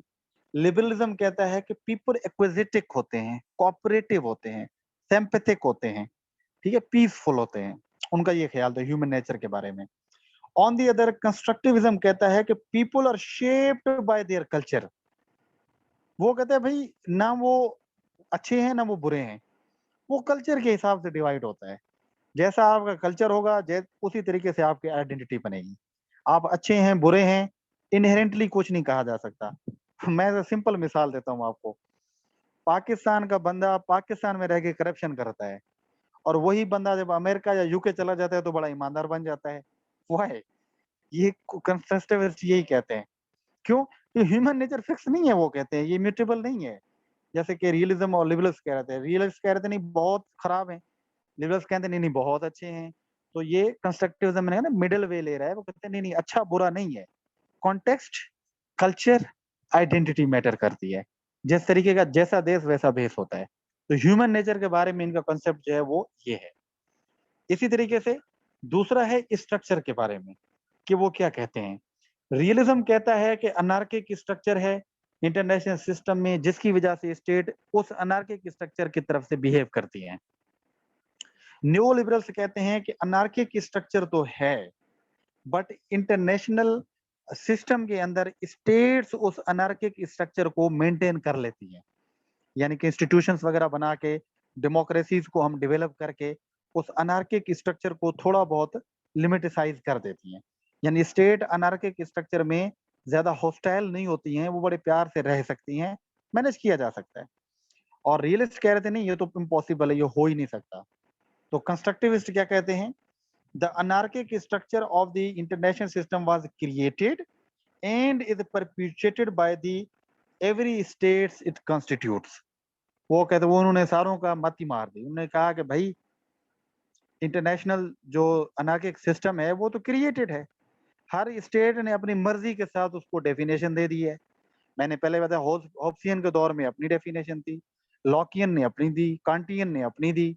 तो कहते अभी भी हर कोई, अमेरिका अपनी तरफ से अनार्किक सिस्टम कह रहा है, चाइना अपनी तरफ से दे रहा है अनार्किक सिस्टम। तो ये कोई फ्लूइड सिस्टम नहीं है, कोई रिजिड नहीं, ये फ्लूइड सिस्टम है, ठीक है। तो ये क्रिएटेड है सारा, और उस क्रिएटेड जैसा फिर अमेरिका ने जैसी क्रिएट की तो सब उसके हिसाब से चलेंगे, चाइना आ गया तो सब उसके हिसाब से चलेंगे, ठीक है। तो स्ट्रक्चर के बारे में ये लोग ये कहते हैं, ठीक है। इसी तरीके से जो डोमेस्टिक पॉलिटिक्स है, अब्दुल समी पूछ रहा था डोमेस्टिक पॉलिटिक्स में कंस्ट्रक्टिविस्ट क्या कहते हैं। रियलिज्म तो ये कहता है कि domestic politics are unimportant, states are rational unitary actors. वो कहते हैं स्टेट डोमेस्टिक स्टेट का वास्ते नहीं होता है, डोमेस्टिक अपना मसला है, असल मसला जो है वो इंटरनेशनल है। स्टेट यूनिटरी हैं, स्टेट सॉवरेन है, वो अपने मसले सारे संभाल लेती हैं। न्यू लिबरलिज्म कहता है कि domestic politics determine the attribute such the preferences and credibility The behavior of domestic actors is fulfilled through the state hierarchy into unity through, though not always collectively rational policy. तो new liberalism थोड़ा सा conscious है, वो कहते नहीं ऐसा नहीं है कि स्टेट्स डोमेस्टिकली अगर स्ट्रांग होंगी तो फिर वो इंटरनेशनली भी स्ट्रांग होगी। तो उसको वो मिसाल मैंने बताया था ना आपको कि अगर लिबरल डेमोक्रेसी आ जाएगी, डीपीटी की थ्योरी अगर आप याद रख लें, डेमोक्रेटिक पीस थ्योरी, कि अगर वो होगी तो स्टेट्स ठीक रहेंगी, अगर वो नहीं होगी तो स्टेट्स ठीक नहीं रहेंगी। इनका ख्याल ये है। कंस्ट्रक्टिविज्म कहता है कि domestic politics are integrated with the global politics. तो वो कहता है कि ये उसी का ही हिस्सा है ग्लोबल पॉलिटिक्स का, यानी ये यहाँ पे भी मिडल वे ले गया। स्टेट आजाद भी हैं और स्टेट ग्लोबल पॉलिटिक्स में इन्वॉल्व भी होती हैं। तो ये मिडल वे ले रहा है, ठीक है, ग्लोबल पॉलिटिक्स में, कि ग्लोबल पॉलिटिक्स का भी रोल होता है। फॉर एग्जांपल जियाउल हक ने जो डोमेस्टिक पॉलिसीज दी थी उसका इंटरनेशनल इन्फ्लुएंस भी हुआ। मुशर्रफ ने जो डोमेस्टिक दी उसका इंटरनेशनल भी हुआ। इमरान खान की जो डोमेस्टिक है उसका इंटरनेशनल भी इम्पैक्ट है। तो वो कहते हैं कि डोमेस्टिक पॉलिसीज भी आपके इंटरनेशनल पे इंटरचेंज हो सकती हैं, ये कोई अलहदा नहीं है। रियलिज्म कह रहा है बिल्कुल अलहदा है, न्यू लिबरलिज्म कह रहा है कि बिल्कुल साथ है, और कंस्ट्रक्टिविज्म कह रहा है कि बिल्कुल ही नॉर्मल है, ऐसा होता है। ठीक है, इसी तरीके से नॉन स्टेट एक्टर्स की अगर बात की जाए तो उसके बारे में आपको रियलिज्म जो है वो नॉन स्टेट एक्टर्स को अनइम्पोर्टेंट समझता है। वो तो कहता है कि नॉन स्टेट एक्टर्स जैसे कि आईजीओज हो गई, एनजीओज हो गई, टेररिस्ट ऑर्गेनाइजेशंस होगी, वो कहते हैं इनकी कोई औकात ही नहीं है इंटरनेशनल सिस्टम के अंदर।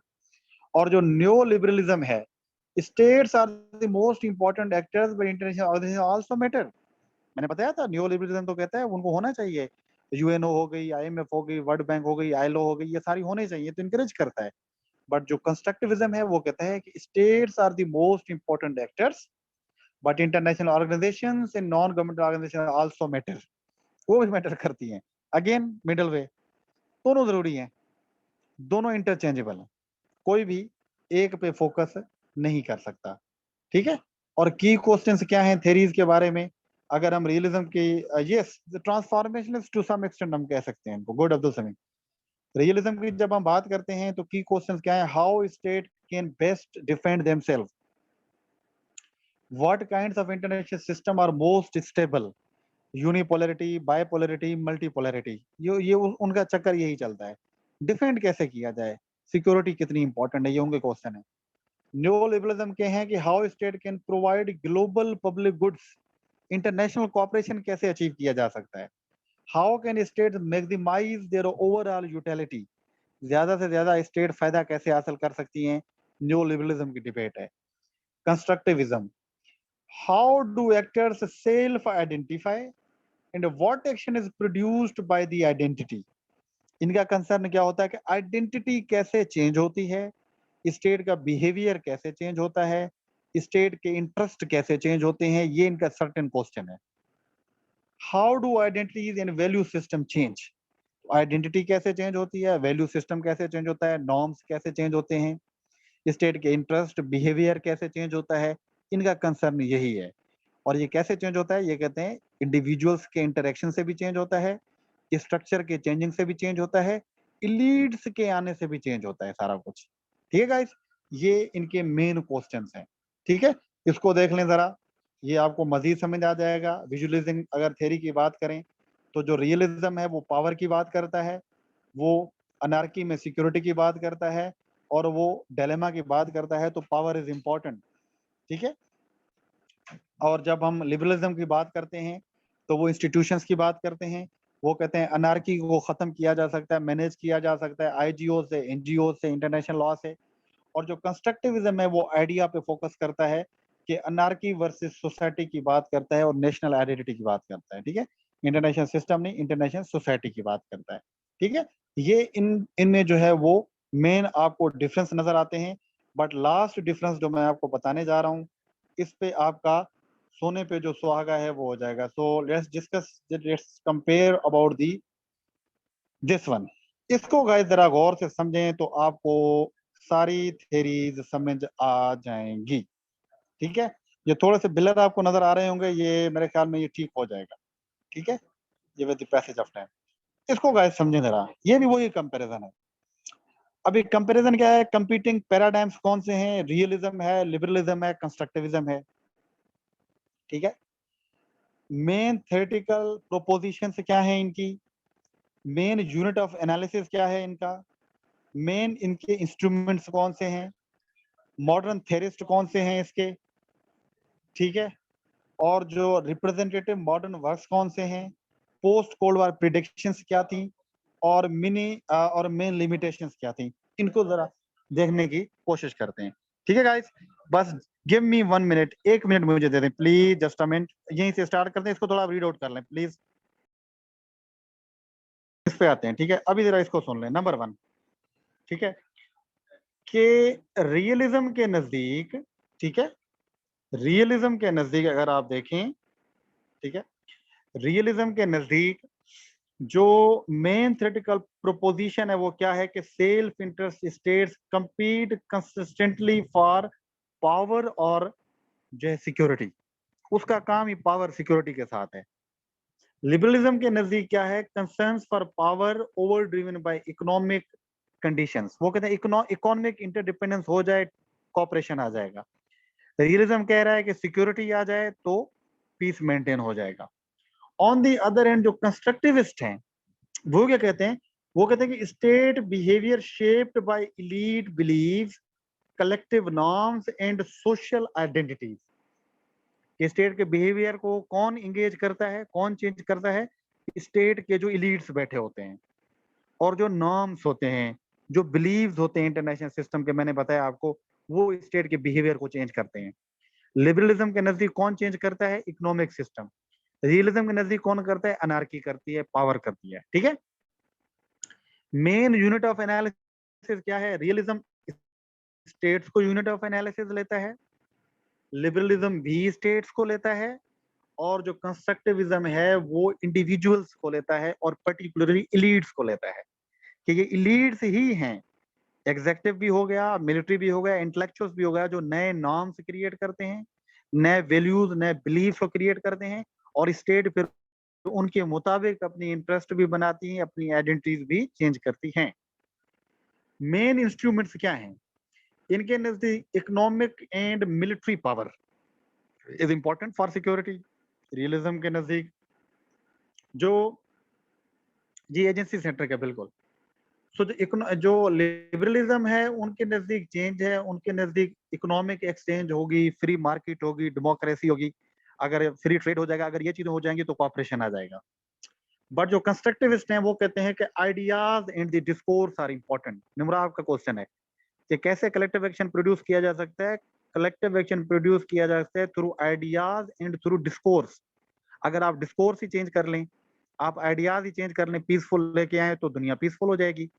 इसका मैं एक बड़ा आला मिसाल था, मैं अगला दिन बर्टन रसल का ऐसे पढ़ रहा था ऑन एजुकेशन, उस पे उसने वो कह रहा था कि अगर हम स्टेट्स के जो सिलेबस हैं उन सिलेबस में कंट्रीज की राइवलरीज के लेसन्स को खत्म कर दें और लोगों को या स्टूडेंट्स को या बच्चों को हम सिलेबस के अंदर ही एक अच्छाई, कोऑपरेशन, पीस वाली बात बताएं, तो ये पॉसिबल है कि दुनिया पीसफुल हो जाए। बड़ी आला बात की थी उसने, और ये हकीकत है। हम एक दूसरे के खिलाफ दुश्मनियां कहाँ से लेके आते हैं, इन्हीं डिस्कोर्सेज से जो बनाए जाते हैं, जो पढ़ के आते हैं।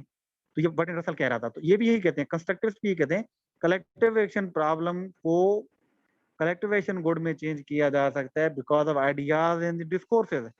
यही आइडियाज एंड जो डिस्कोर्स हैं ये दो धारी तलवार हैं, यानी कि एक तरफ तो ये पीसफुल भी ला सकते हैं और दूसरी तरफ पे आप इनको यूज करके इंडिया और पाकिस्तान की दुश्मनियां भी करवा सकते हैं इन्हीं डिस्कोर्सेज और आइडियाज के जरिए। ठीक है, सो मॉडर्न थेरिस्ट कौन से हैं, मॉर्गेनथौ है, केनेथ वॉट्स है रियलिज्म का, इनका जो है मिकाइल डॉयल है, रॉबर्ट कोहेन है इनका, और इसी तरीके से कंस्ट्रक्टिविज्म में एलेक्जेंडर वेंडेट है और जॉन डॉगी है, और जो है आपका दूसरा आपको मैंने बताया था एंथोनी गिडेंस है। ठीक है, ये उनके। फिर आता है रिप्रेजेंटेटिव मॉडर्न वर्क्स, कौन कौन से काम लिखे गए हैं ये बताया था आपको मैंने। केनेथ वॉल्स का अपने बुक थी, इनकी जो है कोहेन की अपनी थी, और यहाँ पे अलेक्जेंडर वेंडेट की है what state make of international anarchy की जो बात की थी, ये उनके काम लिखे गए। So post cold war predictions क्या थी, रियलिज्म ने ये कहा था कि resurgence of overt and power competition. Realism ने कहा कि कोल्ड वार के बाद क्या होगा, तो दोबारा पावर कंपटीशन शुरू हो जाएगा, क्योंकि वो पावर के बाहर तो जाते नहीं है। इसी तरीके से लिबरलिज्म की ये थी कि increased cooperation as liberal values, free market and international institutions spread.